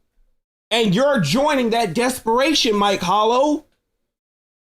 Again, you're not in the Xenoverse. You're not in the Dragon Ball Arena Fighters. You're not here. I've watched enough of Mike Hollow over the course of, I feel like, a year. I've not seen not one Dragon Ball Arena Fighter game that he's played. And I don't even think I've actually seen him play Dragon Ball Fighters. But that would seem to be the game that would align with an FGC guy like him, who's hardcore traditional. But I've not seen not one Dragon Ball Arena Fighter gameplay session from him whatsoever. So why are you caping this hard? First you're caping for Sparking Zero, now you're caping for Xenoverse 3. You don't know this space. You're a fish out of water. You're not in this. You're not in it. This is the problem. So many people who are not actually in this space, like certain Dragon Ball LARPers who appeared on your channel, who should not have any commentary on this space, and I would include you in that category too. Y'all are coming in trying to cape for the game, or trying to have a place in the conversation at all, and you don't belong here. It's people like me, Six World, CKG, Black Sasuke. It's people like us who have actually been in this community, who's actually played these games, who have a stake in it, who want to see the community do well, who want to see it do well in both the YouTube aspect and the actual gameplay aspect, because we would prefer to like the games that we make content on. We don't want to just hate it. Nobody wants to hate Xenoverse 3, but yes, it is worthy of the hate that it is getting. That's just it. And had they named it anything else, had they named Xenoverse 3 anything else, it would be ignored. People would just look at it. Oh, what is this? Dragon Ball Kakarot, some DLC, whatever edition, like CAC edition. Okay, whatever, and it would get ignored. Nobody. It would be just one of those games. It would be just like Kakarot. It came out, nobody played it, but they promote DLC, and you never see anybody on it.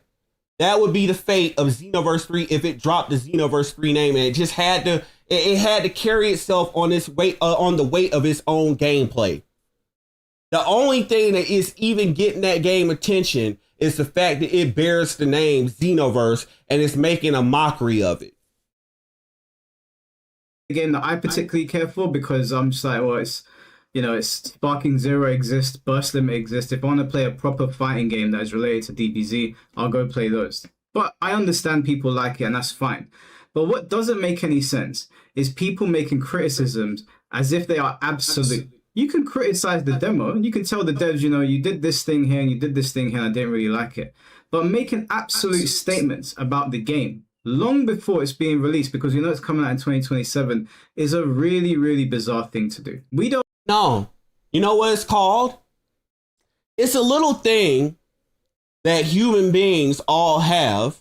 It's just whether you decide to use it or not. It's called pattern recognition, right? So it's something that we all have that's meant to protect us in the world. It's meant to alert us to dangers. It's basically a software that runs as a subroutine. You're meant to notice something like, where have I seen this before? Yeah, they've done this several times, haven't they? Haven't they made a garbage game like this? Like, didn't they make a demo for this and nothing really changed from the demo to the full game? Right? We've seen that several times with Bandai Namco, with Dragon Ball games in particular. When you get a demo for a Dragon Ball game, nothing changes. The gameplay does not majorly change at all. You know why I can say this? When you saw the gameplay, the demo gameplay of Sparking Zero, what changed from that demo to the full game? Nothing. Nothing changed. Nothing changed. Oh, it was the same gameplay, same graphics, same everything. Nothing changed. And that's the same case with everything. When we had, what was the last time we got a demo? We got one for Xenoverse 2, because I don't think we got one for Dragon Ball Fighters. Didn't need one from Kakarot. So last one we got was for Xenoverse 2. And nothing majorly changed. It was the same gameplay. Exact beat for beat, the same gameplay. And that's always been the case with Dragon Ball games to get a demo first. I remember Raging Blast 2. It got a demo. We all played we played the wheels off of that demo. It had what? Super Saiyan Goku, Android 13. I think it also had Kid Buu, and you played on the Glacier stage, and the gameplay was beat for beat the same when we finally got our hands on the full game. Dragon Ball games do not change from demo to full game. The gameplay is exactly the same. So yes, we can recognize the pattern recognition. We can recognize the pattern and say, look, this demo ain't it. We know that now they've shown the demo. We got a couple of months until release, probably about 6 to 8 months, maybe a smidgen more, maybe come out early 2027, probably January, February, maximum might be March. Based upon what we see in this demo, this ain't it. You're not gonna make major core gameplay changes from demo to release.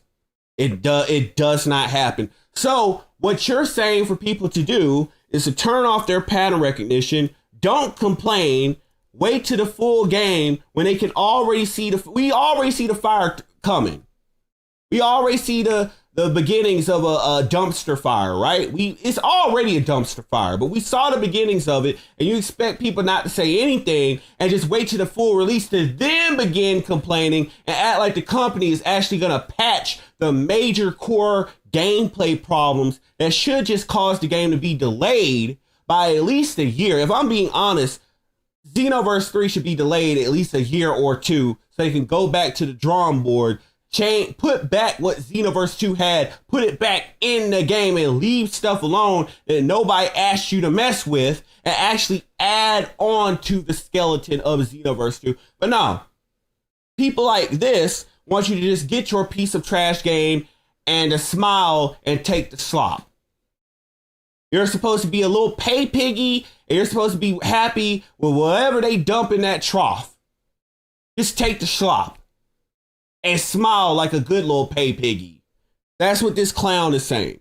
And I have to call him a clown in this aspect because he does not know Dragon Ball Arena games. I'll take whatever he says for traditional fighters at face value because he does seem to have some form of authority when it comes to Tekken or Street Fighter, maybe Virtua Fighter, but you don't know beans. You don't know shit about Dragon Ball games. You don't. You simply don't. I gotta be honest. The only anime game that you seem to know anything about is Bleach. That's it. I don't know if Xenoverse is going to be separating PvE gameplay and PvP gameplay. We have no idea. People complaining that there's a timer on the transformations. Have they ever, in the history of Dragon Ball games, have they ever separated how the game has functioned between PvE and PvP? Let's not even focus on it Xenoverse specifically. I'm pretty sure Sparking Zero PvE and PvP, you still control and play the game the same. Tenkaichi, when you play the story mode and the regular PvE content, it plays just the same as when you play against another person. Same thing for Raging Blast. Same thing for every single Dragon Ball fighting game, period, point blank. So magically, in order for you to have an argument, you're having to say, well, this time is going to be the first time in history where the PvE and the PvP gameplay are going to be completely different. So clearly what you're seeing is just PvE content. That's why it's so simplified, guys. And you know why I can speak over you, Mike Hollow? Come a little closer. Because I actually play the games. You have actually seen me play Xenoverse. Every Dragon Ball, I played Raging Blast. I play every Dragon Ball Arena Fighter. I play every Budokai, every Tenkaichi, Raging Blast, Xenoverse.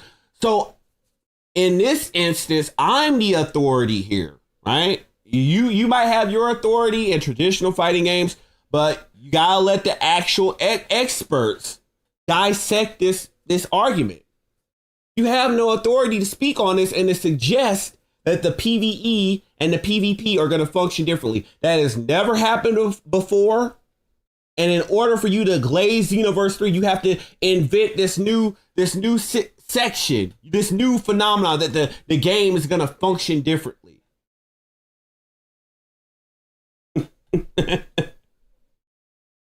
Have no idea if that's going to be in the PvP section. Now, I've seen people saying that why are you putting a timer on the transformations you couldn't even spam in Xenoverse 2. And the super attacks no longer being tied to key, this is going to make it to where you can no longer spam the same moves over and over again. And this got a lot of people upset. Why are we putting... Yeah, because you know why? Explain that. It's not spamming, okay? So I'm really surprised at him for taking this stance because, buddy, you come from Street Fighter. That's the most criticized game for spamming. Hadouken! Hadouken! Hadouken! Shoryuken! If you try to jump close to him. Hadouken! Hadouken! Hadouken! Hadouken! Hadouken! Shoryuken! But when it comes to that anime fighter, where you can't even spam that. You know what the difference is? Street Fighter, you don't have to have a resource to do Hadouken or to do any of your super attacks unless they're EX versions, right? You can do those infinitely. At least in Dragon Ball games, specifically Xenoverse 2, your opponent has to mess up, let you get the key in order to do those moves, and you have to actually combo into them. Unless the opponent's just being dumb and putting their controller down and doing nothing and letting you hit those moves, you literally have to set up to do that. You have to deplete their stamina in fighting. You have to get them stamina broken. And if you go through all that and then get the amount of key required to do that, guess what? They messed up. That's called a punish. You are being punished. That's the problem with these Dragon Ball games now. They want a babying hand-holding system that prevents them from being punished. And you're aiding in that. Putting a cooldown timer on everything. It's to prevent spamming, bro. You can't even spam in Xenoverse. It literally drains your key. You can't even spam in Xenoverse. Yeah, you can't. You gotta have key. Can't even spam in Xenoverse. I don't know. Are we just gonna ignore that the opponent had to let you get what? It looked like he had 8 bars of key. Homie, see, was he stamina broken too? Putting a cooldown timer on everything. It's to prevent spamming, bro. You can't even spam in Xenoverse. It literally drains your key. You can't even spam in Xenoverse. You can't even spam in Xenoverse. Okay, so you see that you want to see this? It's not spam because you want to notice what's going on here. This opponent right here has no stamina, which means they got their ass whooped before it even came to this point. I could tell that because notice who has full stamina here. Oh, isn't this little cheetah skin cheetah bed spread guy here? Bed sheets guy? Anyway, notice he had to have key in order to do this. He had to deplete the stamina over here, right? And it looked like if they had similar health bars, he was already taking a beating anyway. So this wasn't spamming, this was a punish. But I don't expect Phantom de Alicia to know any of this because he ran out of the Dragon Ball community because he sucked and he couldn't take the stress of getting that ass whooped. So he left the community to go make a bunch of clickbait videos. I would not be using him as a body of evidence. I don't know what Xenoverse game you were playing, but one of the reasons that a lot of people that like traditional fighting games hate that game is because you can spam people to death. Again, he's speaking as the guy who plays Street Fighter, where you can use super attacks, unless they're EX, right? You can use super attacks for free and literally spam them over and over again. So why can you recognize that as a punish or a knowledge check in that game, but you don't recognize the fact that you have to go through all the stamina, You have got to have the key. You got to set up your opponent to even do stuff like that. Why can't we recognize that but in Street Fighter, but not recognize it in Xenoverse? Again, you don't play these games, so you don't know.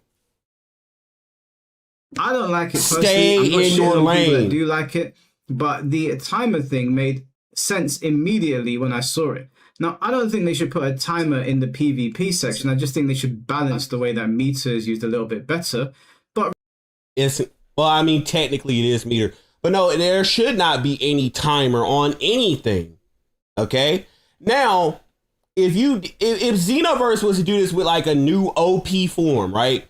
And I mean, they somewhat did this with the power to overcome Awoken, and it's only for the portion where you get infinite key, right? You have less than 10 seconds to use your infinite key in any way that you want it.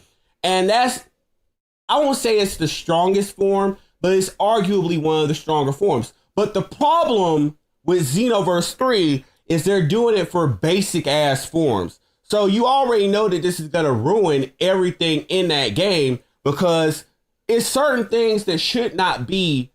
Xenoverse 2, a lot of the Awokens aren't necessarily about power, it's about mechanical differences. For example, if you put a timer on Power Pole Pro, it's literally useless. You go through all the setup of getting the Power Pole Pro, and then you only get 20 seconds for all that work of setting up. Imagine that, right? Imagine you go through all the trouble of using purification as a Majin, right? And it's only supposed to be about gameplay mechanic differences, not necessarily which form has the biggest stats, right? It's about how you change your play style and how you can play that play style effectively, right? Like with purification and Power Pole Pro. And you only get 30 seconds to be in purification. So you don't even really get to explore what the form can do. You don't really get to say, you know what? I'm the top purification player because I spend the most time in the form and I show what that form is really capable of. The only forms that you can I don't even say you can form an argument with, but it would be like the God forms. And again, you make those worthless because if you're making Super Saiyan 30 seconds, 60 seconds, and then 30 seconds for Super Saiyan 3, then you already know if you scale that for the God forms, you're getting virtually no time.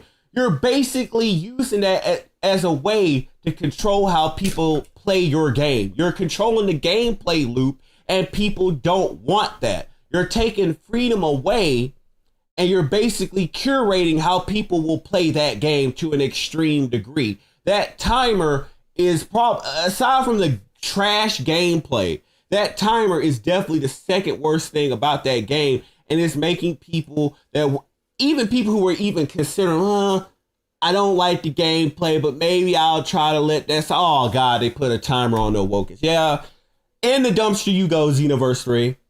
It's some people that were already fence sitting that went to the degree of throwing the game away absolutely because of that damn timer.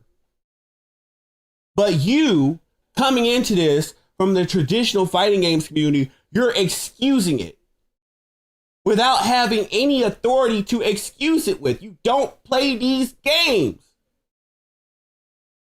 This is not your street to walk on. This is not your playground.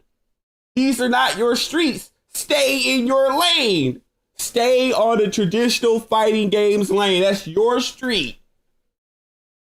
This right here, the anime arena fighters, these are my stomping grounds, right? So we know the lay of the land over here, and we know that that's not going to rock.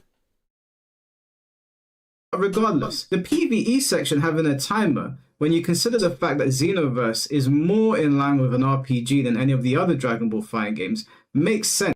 Wrong. Yes, it has RPG elements because you got character creator, but it's still a fighting game. People have been discrediting Xenoverse because, again, it's a game that's beaten most of these fighting games in player retention. Most of these fighting games, they're extremely short-lived. Now, you have exceptions like Street Fighter 6, but in most cases, fighting games are notorious for having ridiculously short shelf lives. Xenoverse 2 for all the disrespectful comments it's gotten, it's outlasted all these glorious traditional fighting games. Xenoverse 2, 10 years and still going. All these other games that people talk up, they're right out in the trash. Dragon Ball Fighters, oh, finally a traditional Dragon Ball fighting game, in the trash. Super Saiyan 4 Diamond Goku couldn't even save it. But we want to talk down on Xenoverse 2 by calling it an RPG. What are we doing? Oh, by that stretch of the imagination, Sparking Zero isn't a fighting game, it's an RPG because that new game mode added RPG elements. So we might as well just call Sparking Zero a glorified RPG game because it has RPG elements. Just saying, every Dragon Ball game has had RPG elements. Every single one. Because you know what makes it an RPG? Stat alterations, gameplay function alterations. And if I remember correctly, we've always had that since Budokai 1, because you can edit your capsules and put on different things that edited your character a la a RPG system. We've always had it. Budokai 1, Budokai 2, Budokai 3. You had the repertoire system from the Tenkaichi series. You had the character password system from Budokai 3 and the Tenkaichi series. You had RPG elements and Raging Blast. It has always been present in Dragon Ball games where you had, whether you had a traditional game like Budokai, the Budokai 1 through 3 series, Infinite Worlds, or you had your arena fighters like Tenkaichi and the Raging Blast and the Xenoverse series. Again, you don't know what you're talking about. If they put in the PvP section, then I'm willing to hear people's complaints. But we don't know. Now, I can understand going to whatever event that Xenoverse was at, playing it and being like, man, this is a really big departure from what we know. But at the end of the day, we don't really know that much. Most of the demo was sectioned off. You couldn't walk around this. Now, I'm going to point out the hypocrisy of Mike Hollow here, right? And it is going to make him look really bad because he's sitting here talking about people getting in an uproar over gameplay changes. I have to point this out, right? Wasn't yours the community, the Tekken community, that from the very beginning of Tekken 8, from the beta, before the game even came out, people were crybabying and bitching over the new heat system? Because y'all didn't want change at all. Y'all got, again, we have to do a history lesson here. Okay, so Tekken 8 released with the heat system. And the purpose of the heat system was to prevent people from running away all game. Because it had gotten so bad with Tekken 7 and the previous Tekkens at the tournament scene where people were being so crappy, running away, not engaging, stall gaming, doing all this stuff, and it embarrassed the developers, right? They were stalling all game. They were making the matches boring, right? Just run away. So they eventually had to make Tekken 8, and they eventually had to innovate this problem out, right? Here comes the heat system. So basically, it was to prevent people from running away and to control the momentum of the match. It was meant to provoke people to play aggressively. And ever since they implemented that system and they had to change the status quo of how Tekken was played, people like Mike Hollow cried every step of the way about the heat system in Tekken 8 before the game even came out, because they could not fathom their little status quo gameplay loop being changed. So I find it highly ironic that Mike Hollow has any commentary on people complaining about gameplay being changed when Tekken 8 was the most whined about Tekken simply because they wanted to provoke people to not run all match. That was the purpose of the heat system. Katsuhiro Harada agreed about the heat system being in the game because he was tired of seeing people run away. The tournaments were boring to watch. until the heat system got implemented. They had to do it. And that was the reason that people were calling Tekken 8 a failure, even though it had the highest amount of sales, right, of any Tekken. They were calling it a failure because they took their precious runaway away. They took their ability to run away. But here he is, he's talking about Dragon Ball Xenoverse 3 and talking about people being justifiably upset about them bastardizing Xenoverse. But again, in the same breath, he was defending the whining over the heat system in Tekken. Just wanted to call that out. That's pure, unfiltered, unadulterated hypocrisy. City, and we don't know if that particular build of Xenoverse is going to be completely different from the next build or the final build. I've been invited before to play games in their first build, and they are completely different from their final build. And yes, before anybody says anything, one of those games was a Bandai Namco game. Now, I know Bandai Namco gets a lot of criticisms but notice he didn't say it was a Dragon Ball game. Not really giving the community what they want, or making them wait too long, or not listening to people. And I hear all of that. I hear it. But if you want to be consistent and you want to sound like somebody of credibility, or somebody that people can turn to, you know, air the grievances of the game and actually be someone that tells the truth, or is at least perceived that way, you can't be making absolute videos about a game that is... We can when we can see with our own eyes. We can when we play multiple Dragon Ball Arena Fighter games and we know what to look for. Again, mind you, this is the Tekken 8 complainer.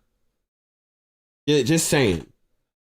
It only allowed you to play it for 15 minutes. Regardless of whether you played it for 15 minutes, got back in the line and played it again, it's the exact same build in the exact same... It doesn't matter. You don't need more than 15 minutes. You know garbage when you see it. The only person that I saw get grabbed by Broly and have his face dragged across the wall. I was up against the wall when Broly did this, and the animation changed. He grabbed my face, and instead of just throwing me away, he put my face in the wall like he did Goku and smeared my face through the ice. That's crazy. That's crazy how the stage didn't react to that. You didn't get any stage damage off of that. And again, whatever that little gimmick, it doesn't matter. The gameplay itself is still garbage. What was that meant to? What was that meant to prove? What was that meant to prove? Nothing. Really, I don't know. Maybe, am I too excited? That's dope. There's probably other things that people missed in that Xenoverse gameplay. I saw people saying that you can't grab in Xenoverse anymore. Now, if the developers removed... I remember seeing people show the little card that shows all the functions of the game, the controls. And I remember not seeing grab on that either. So why are you saying, well, maybe the grab is still there? Grabs have never been that difficult. It's always a shoulder button plus circle to do grabs. You always know, and they're not hiding. You're not gonna hide it that much. They just took out grabs. Y'all don't want to admit that because you know how bad that is. They removed grabs from Xenoverse 3, and that is garbage. You know why they removed grabs from Xenoverse 3? Because they were dumb enough to give people a super soul that incentivized them to spam grabs in Xenoverse 2. And instead of actually dealing with it and balancing it, because they can either do the stupid thing like they did in Sparking Zero and make grabs so ridiculously easy to check and counter that they become useless, or they could have left it alone because nobody asked them to change the grabs. The only thing that people ask people to change about grabs in Xenoverse is that they shouldn't be so quick, like with the Saiyan grabs, with the male Saiyan grabs.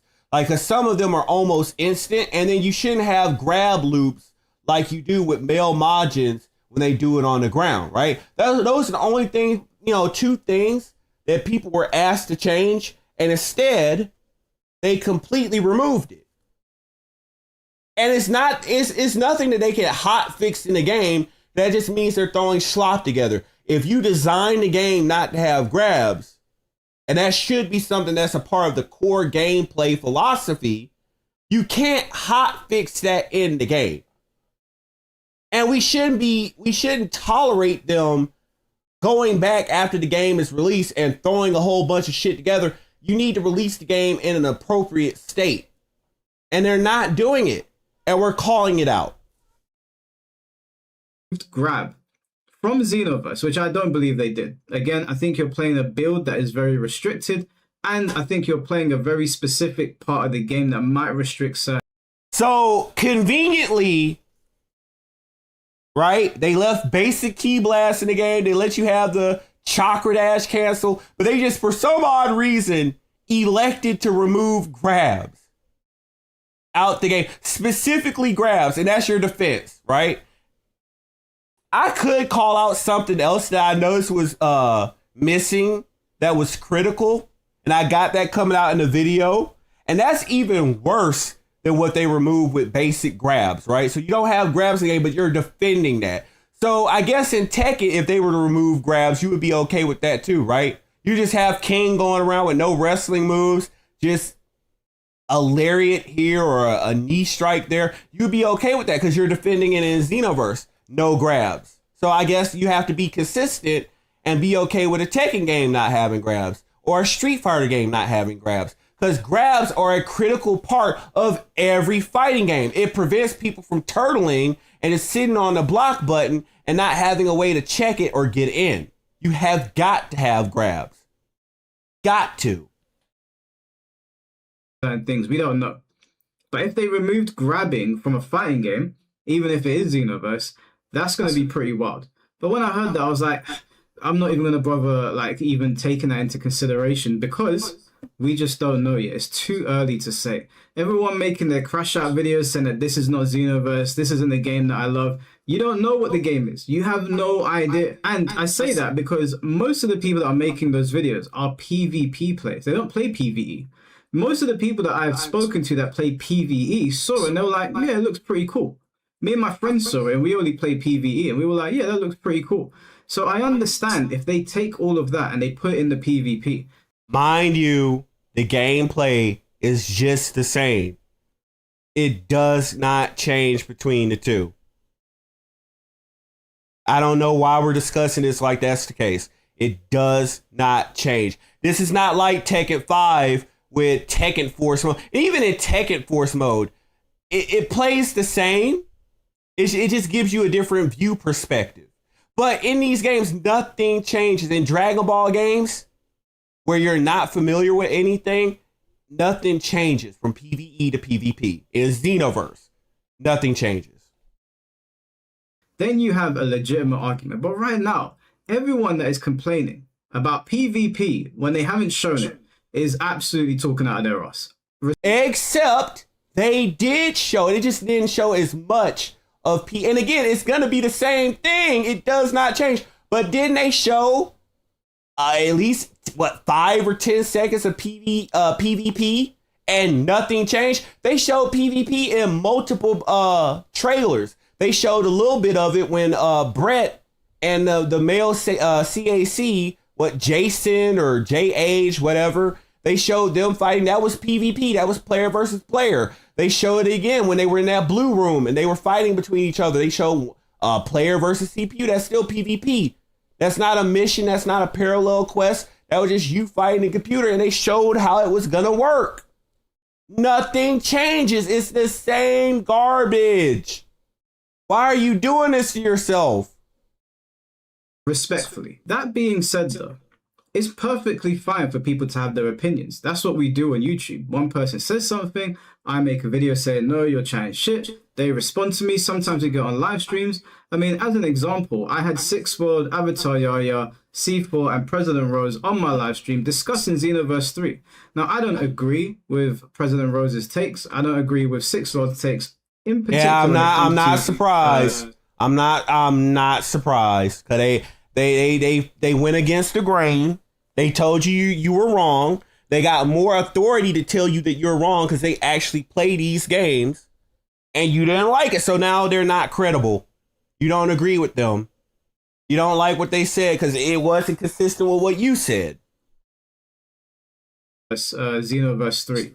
But as creators, I respect them. I see them as colleagues and peers and as friends of the channel. Just because they're saying things that I don't agree with about a video game does not get my knickers in a twist, which is unfortunately where we find ourselves with the Xenoverse community in particular. These guys are some of the most emotionally inept people that I have ever seen. And I gotta be completely honest when I say this. Now, firstly, even if the people that went to play the game are incorrect, and I mean this with respect, I really do. You're gonna have to take my word for it. I play arena fighters, and I play traditional fighters. And I gotta say, if you almost exclusively play arena fighters, I'm not coming to you and listening to you about breaking down mechanics, respectfully. And you're stupid, because what are we talking about? What is Xenoverse? It's an arena fighter. So who would you talk to about mechanics regarding arena fighters? $1 million question here. Are you going to talk to the traditional fighting game player who mainly plays and like 90% of their gameplay is going to be traditional fighters? Or are you going to talk to the person who's a specialist in arena fighters? That's like me. Let's say I drive a 2024 Hellcat, right? Who do I want to talk to when I need a repair done? I need someone to go mess with the computer of the car, or I need someone to work on it. Am I going to talk to the person who exclusively specializes in Dodge products, right? In Dodge cars. That's what they work on all day. They know it like the back of their hand. Yeah, I'm not going to go to the person that doesn't know about Dragon Ball Arena Fighters. I'm not going to go to the person that doesn't know about it. I'm going to go to the person who specializes in it. I don't get that argument. You're going to go to the person who only knows about traditional fighters when you're talking. Again, I can see if you want to say, I'm going to go to the traditional fighting game specialist when I'm talking about Dragon Ball Fighters. In that case, you would be right. But when you're talking about an arena fighter, you go to the person who specializes in that arena fighter. Respectfully, they don't know up from down or left from right. And I mean that from the very top to the very bottom. They might not have to mash that's a buttons dumb in the assumption game to if they make. played it for a certain amount of time. But if I ask them to break mechanics down or to outline to me how things work, they can't do it. I would much rather speak to They someone. can't do it. That's a dumb assumption to make. For example, if you had to go and talk to someone about the Naruto Storm series and you wanted them to break down what are the differences between Naruto Storm Generations to Naruto Storm 3 to Naruto Storm 4 to Naruto Storm Connections, who are you going to go to? Are you going to go to the traditional fighting game player, or are you going to go to a person who plays arena fighters and can pick apart all the differences down to the little nuanceical differences? Are you going to go to that person who could dissect arena fighters and tell you brick by brick what's the difference between those games? If you're saying, well, no, I'm going to go to the traditional fighter, you're stupid. You are stupid. That you know what we call that? We call that having a bias. And again, that's called being stupid. If you have a bias, if you won't listen to somebody because in your mind, in your playbook, a person who plays traditional fighters, well, they have more say-so than a person who plays arena fighters in their own thing. Now, if you told me you would not go to an arena fighter player when talking about Tekken, that would be respectable. I would tell you right now, I played Tekken my whole life since Tekken 4. But I will tell you, I would probably leave it up to King J to explain the differences brick by brick because he seems to know more deeply. I've played Mortal Kombat since Deadly Alliance. I played Deadly Alliance, Deception, Armageddon. Kind of skimped out on the modern Mortal Kombat because I don't like the censorship. But I played Mortal Kombat games. But guess who I will leave explaining that stuff up to? Tom Brady. He's played all of them. And he has a deeper knowledge. He's played them since before I was born. So I will leave that up to him. But Don't you dare come in my wheelhouse. That is Dragon Ball Arena Fighters and tell me I don't know what I'm talking about. In my house. Nah, bro. You came looking for problems. You came looking for trouble and you found it, bro. That was dumb to do. That was actually dumb to do.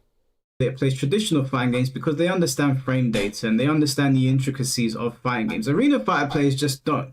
So when people are coming back from these events saying that, yeah, this doesn't work and this doesn't work and this is the way it is, or on the other side of it saying, no, this is in the game and no, you can do different chains and you can do different links. And I'm looking at the footage and I'm going, you're all wrong.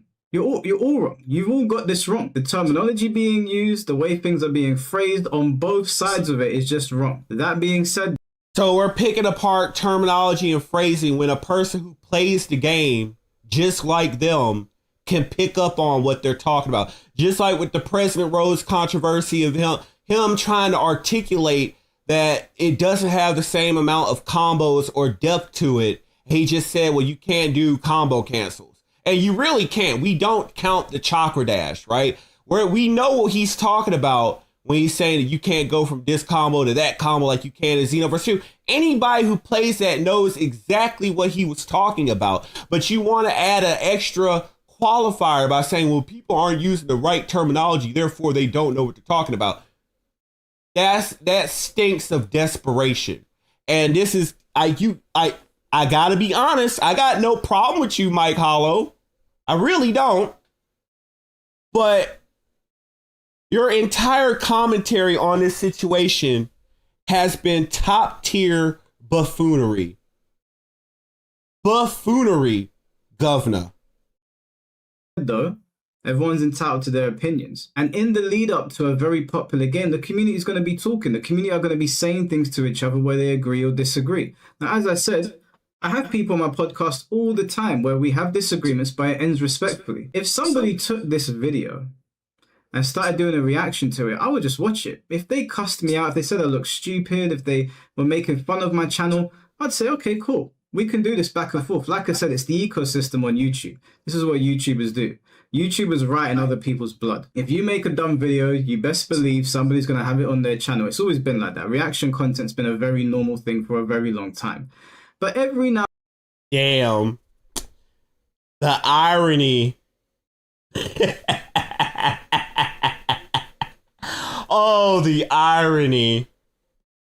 I've not watched this before, by the way. You get some silly goose who doesn't understand how things work around here. And this is really the final part of the video that I want to discuss. Okay, now, so I'm only not going to go over... I'm only not going to go over the T-WAP, whatever situation. Because from what I understand, it's already been resolved. I'm not going to pick over that situation. Let me see if he goes back into... Okay, let's go back to the... Let's see if he wraps it up here. That's not somebody that can be trusted. This is an unspoken rule on YouTube. We don't do... But yeah, I wanted to have a little bit of a rant today. Okay, let's see how he wraps it up. There's a new like Arena Fighter Dragon Ball game coming out, or just Arena Fighters in general. I mean, when Bleach was coming... Again, it was jacked up what T whatever did to Sixth World, but it's been resolved. I don't know if they're cool with each other or whatever, but I'm not going to pick over a wound. I'm not going to pick over a scab. It's already been done. It's been deaded. I don't want someone to watch this stream and think that it's still going on and they go and mix up the same bullshit. Coming out. I was involved in several different beefs with people. Now, we did end up getting people on stream and having conversations about it and trying to squash it as much as possible. But this happens every single time an anime fighting game comes out. And it's really weird that discussions can't take place. I've already proven hundreds of times that you can have people on a podcast or on a live stream or in a Twitter space and have respectful disagreements with them without it getting vitriolic, without you pointing your fingers at the screen, like making gun symbols, without you striking channels. Like, all of this stuff is so stupid. This should be a time of excitement. Okay, Xenoverse 3, people are 50-50 on it right now. I understand. I'm with you. I'm willing to entertain those discussions. 80-20 or 90-10. We are not 50-50. Most people, unless you're modding corner or the baby oil boys, most people are decidedly against Xenoverse 3. And that's why you have, again, the problem here with Mike Hollow and his defender side is they're acting like they're the victims in this situation when the problem is they're reacting to us having our opinion because it's not positive. They're trying to keep us from having our voices because we're calling out the problems with the game. See, it's all good. Nobody has an issue when everyone's glazing the game. It's the best thing ever. Hype, hype, hype, hype, hype, hype. All that bull crap. And when we decide to say, nah, this is not hype. These are the issues. These are the problems. There's no grabs. The combos are garbage. They dumbed down. They took out the cancels.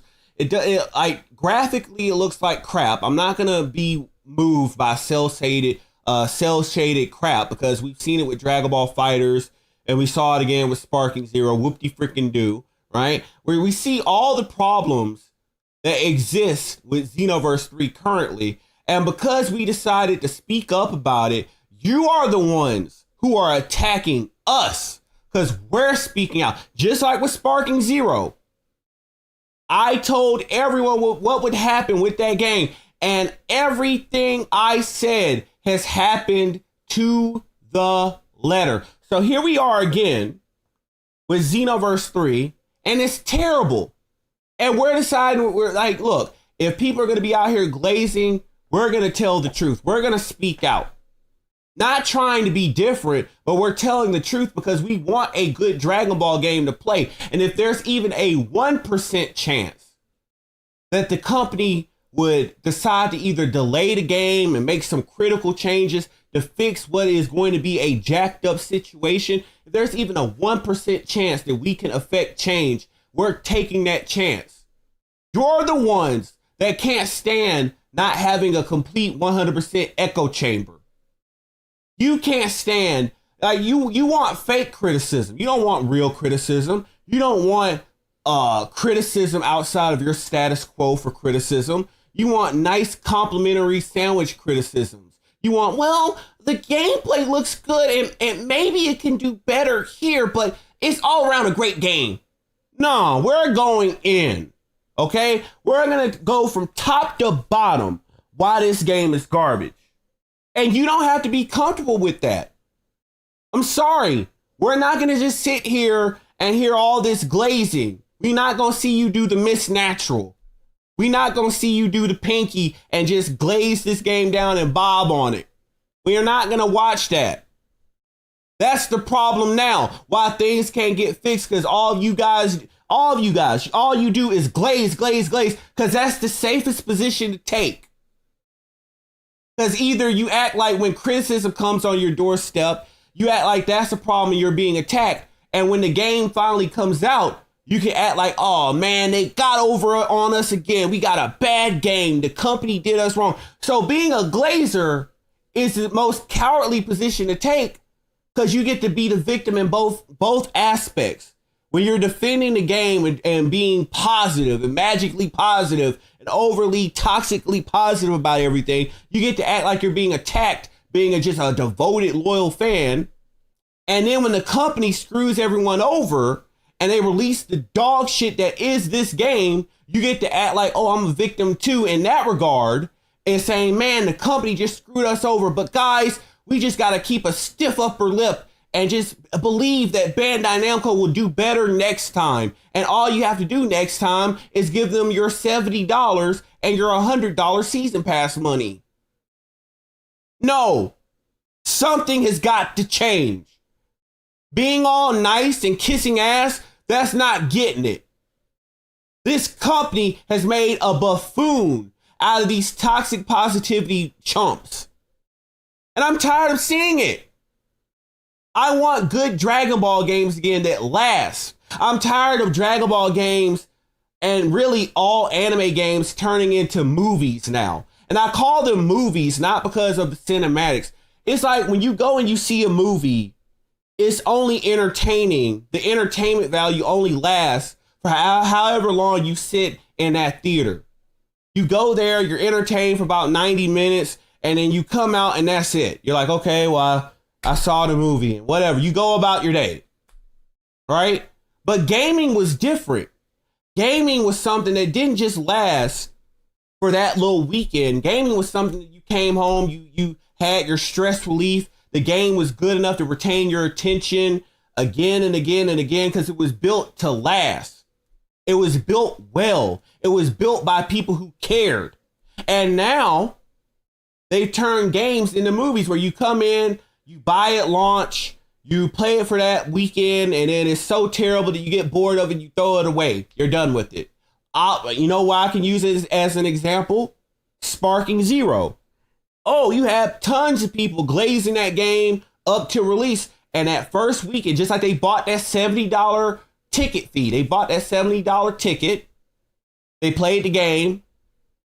They finally realized it was trash. And then they never touched it again.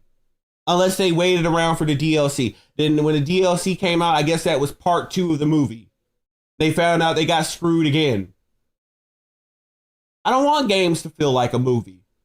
I want them to last. I want them to be good. I want them to be built to last. I want them to be built by fans for fans. And I don't want that to just be a cheap tagline that the company uses to bait people in. I want that to be the truth. I want to be able to see that at surface level and say, oh yeah, clearly fans made this game that actually care, that actually they want to sit down and play this game themselves. And not just have this be the flavor of the month, to be the game of the year, so they can wait around another 12 months and either try to sell you on another game or sell you on some cheap ass DLC. The base game should hold your attention. I believe that they hate Xenoverse 2 for lasting as long as it did because it's interfering with their current business model. They would love everyone in Xenoverse 2 to feel like they have to migrate to Xenoverse 3 just to be kept up in the loop. And if they could do anything to try to sabotage Xenoverse 2, they do it. In fact, they just did it with custom key partners.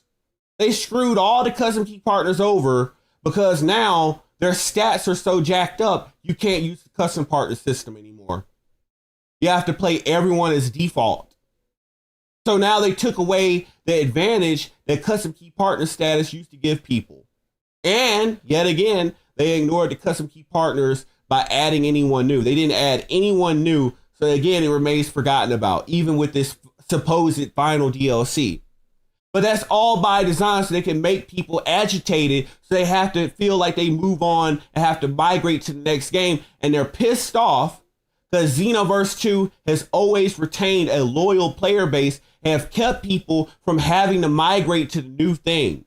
Because if you don't like the new Dragon Ball game, it's always been a, hey, we're going to stay on Xenoverse 2. We don't have to go. It's so good that we can play this game till the wheels fall off. And now they want the wheels to fall off. But what they want you to transition to is a trash ass game that's not built for real fans. It's not built for hardcore players. It's not built for people who want to actually experience a good Dragon Ball game. It's built for these dumb little idiots who have the FOMO. They have the fear of missing out. They want to be a part of the new thing. And they want to be a part of the complaints when they realize that they wasted their money.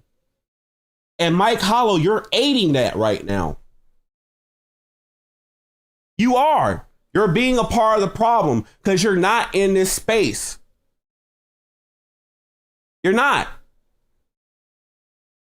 Discussions. But all of this are so-and-so's ruining the community and so-and-so's just pushing negativity. Respectfully, you're either 16 years old or you need to go outside and touch grass. There's nothing that anybody could say to me to stifle my excitement for a game. For example, there's a brand new Yakuza game coming out that goes by the name. Yeah, it's a problem because you want to be overly positive and overly excited for everything. Guess what? Being excited is how you get suckered. It's nothing worth being excited about. Again, I'm sorry that people having brain cells, actually having more than one brain cell, has ruined your echo chamber fantasy of everyone being just hyped. Oh, I'm so hyped. Oh, the new Dragon Ball game. Oh, it removed half the roster to sell back to you. Oh, the gameplay is crappy, so suck-ass players like Globku and Syriax can keep up. Or because the developers were too lazy and they just wanted to slap something together.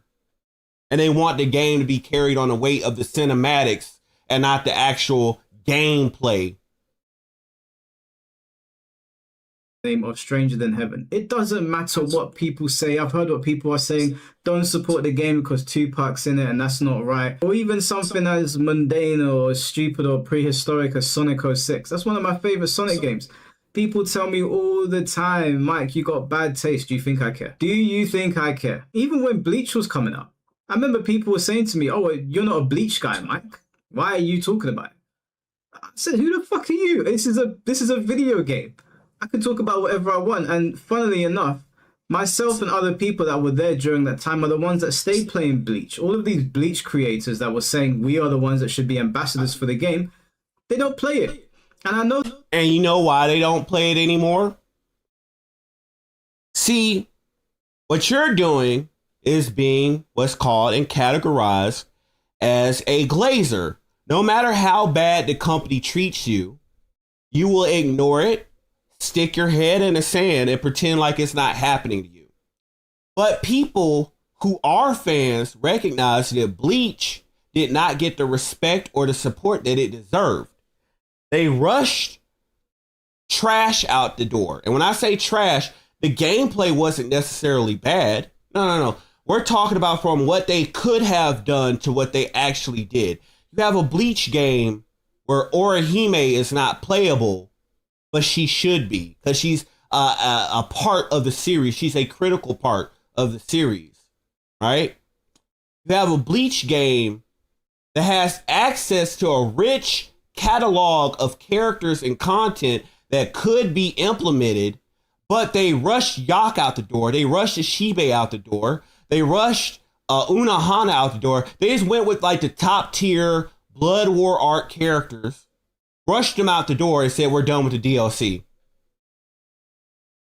Had no more support, poor promotion, did next to nothing after the game came out, despite there being balance issues.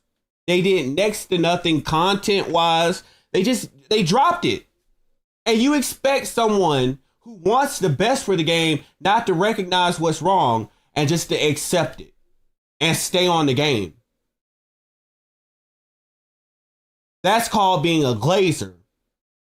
When you won't recognize what's wrong and you'll keep on glazing, you keep on glucking, you'll keep on giving it the pinky, giving it the Miss Natural. You just get on those knees and do whatever. You're part of the problem. Because as long as they have a sucker like you around, they don't feel the need to change. They won't say, hey, the community, they're not satisfied with us. We need to step up. Because at least they know at some level, if they try to make a sequel, they try to do something else, there's going to be a bad taste in the mouth. Pause. There'll be a bad taste in the mouth of the community. And they know that the next game or the next DLC won't do as well. But when they have a sucker like you, they have a group of suckers like you who will doggedly defend whatever franchise or whatever game, they don't feel the need to course correct in a meaningful way. And that's what ruins the game and ruins the space for everyone. Because those kinds of changes are needed right now. know they don't play it because if I played them, I'd mollywop them in a second. I know they don't play the game. All that bullshit that went on with, oh, we're the Bleach creators, we're the authority in this space. You're not, though. And when Rebirth of Souls 2 comes out, you won't be. And this can be proven very easily when we... Anyway, I'm making this... I'm sorry, I'm very heated today. Something annoyed me. I saw some Xenoverse stuff. I saw this copyright stuff, and I thought, you know what? I need to have a rant. So to bring this video full circle, the Sparking DLC is fine. If you didn't like Sparking Zero before, then don't buy the DLC, because the DLC is more of what you wouldn't like. If you liked Sparking Zero before, like I did, then you're going to like the DLC. Xenoverse 3, everybody on both sides are talking out of their asses. One side don't know how to properly break down what mechanics are and what we are looking at, and the other side are saying things are not in the game and they've only played it for 15 minutes. And they never played PvP. And on the community side, I mean, guys, you're grown men. Like, just grow up. If someone says something you don't like, just talk to them. You'll strike their channel. You'll strike their channel. What are we doing? Anyway, regardless of what people say. Again, the only side that's a problem in this are the Glazers, Because instead of just ignoring what because they're free to ignore what we're saying, but you know what they don't like? They don't like to see a mass of people agreeing. So they have to run, they run down. They have to run down and hurry and try to counter what we're saying. But if you're happy in what you see, you don't have to do that. Shut the hell up and let us have our discourse. We're not running to your channels and trying to argue with you. We're sitting here saying our piece and saying that the game is not good, and you feel threatened because you see your echo chamber being shattered. So you feel the need to come messing with us. You have the need to get in the face of people like me and get in the face of people like Six World and get in the face of people like President Rose to threaten him and make him change his opinions. You have the reason, the fear to try to get in the face of Black Sasuke and Custom Kit Gaming because they don't 100% agree with Xenoverse 3. You're the ones that feel threatened. I don't go on Syriax's channel and say, well, oh, you're a glazer, I hate you, da da da da da. No, I say my piece about the shit he's posted on my channel. I don't go to him. I don't try to force or have a discourse with him. I just say, look, the guy sucks at Dragon Ball games. Why is anyone listening to this clown? Oh, his sub number. That's why. Because glazing and meat eating, as it said today, that gets you some form of, I guess, notoriety or whatever, and being a shill and a sellout. I don't know. But what I do know is that Xenoverse 3, the situation is not as he described. We were the ones that people jumped on because we decided not to go along with the echo chamber anymore. And regardless of what people do, I'm excited for Xenoverse 3, and I'm excited to play some Sparking Zero. Stop letting people control how you feel about a game, and stop crashing out in videos or live streams because someone said that your favorite game or your favorite character is shit. Anyways, guys, I'll see you all soon. Take care, and peace.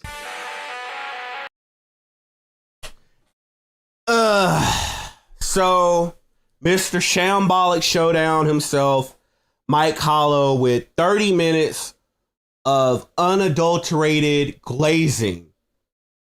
Again, I would say that Miss Natural and Pinky just come down and say, "Damn, they've seen some pipe glazing in their day, but they would just say, damn, Mike Hollow, like we didn't know you got down like that, because that was some unadulterated glazing. That's what that was, and he was wrong on every beat." Every single beat, he was wrong. I guess except for the T-WAP situation or whatever. But other than that, I have to say that video was nothing but me eating again, bootlicking the billion-dollar company to no end. Xenoverse 3 and Sparking Zero are garbage. I'll even throw in the last DLC for Xenoverse 2. I love Xenoverse 2, but that last DLC was not it. I'll criticize something that I love. I said that too. I said that last DLC was not it. Love Xenoverse 2. That last DLC with 2 dinky characters that were reskins. I said that wasn't it. I said that story was pathetic. And I'll say that about Xenoverse 3 as well. It's garbage. We tell the truth. We don't go along to get along. I tell it like it is. And telling it like it is not the easiest. It's not the easiest path. It's the path less traveled, because most people, they want to be on the positive side because it gives them protection. But again, I call it like I see it. I call it like it is. And I have to call Xenoverse 3 and Sparking Zero, its last DLC, like it is. Both of those pieces of Dragon Ball media are garbage. Sparking Zero, the numbers are evidence enough that a brand new game and a brand new DLC can't even hit 2,000 players. And it's being beat on day-to-day basis by Xenoverse 2, that's a 10-year-old game, and it's struggling to compete with that. And Xenoverse 3 is just Kakarot with the Xenoverse name. But again, I think we'll end it here. I had several videos that I wanted to go over, so I think next stream we're going to be tackling more Dragon Ball Glazers. We're going to be going over more of them because as you can see in the playlist, we got a couple of them, right? And we're going to be going over all that. But I think that's it. I saw Zoom 7K. I am going to go over that Sparking Zero video. It's an hour long, but if I go over that right now, we're going to be here all night. And I know you guys got things to go to. You got work in the morning, you got school or whatever, but we're going to pick things back up and go over all that. But I want to thank you guys for coming out tonight. Thank you for supporting. Again, CKG, thank you for being here. Black Sasuke, shout outs to Six World. He's trying to hold it down against the Glazers. President Rose, man, you got to quit letting people intimidate you. Like, you got to hold your ground. You got to. You got to hold your ground. Mike Hollow, guess we got to thank you for glazing. Thank you for glazing so we could dissect it, go over all the glazing, because we got to see the perfect anatomy of a Dragon Ball glazer. Someone that does not know Dragon Ball games was a perfect example of a Dragon Ball glazer. So I guess shout outs to him. I will see you guys in the next video, in the next live stream. Flawless Federation, have a good night. We out.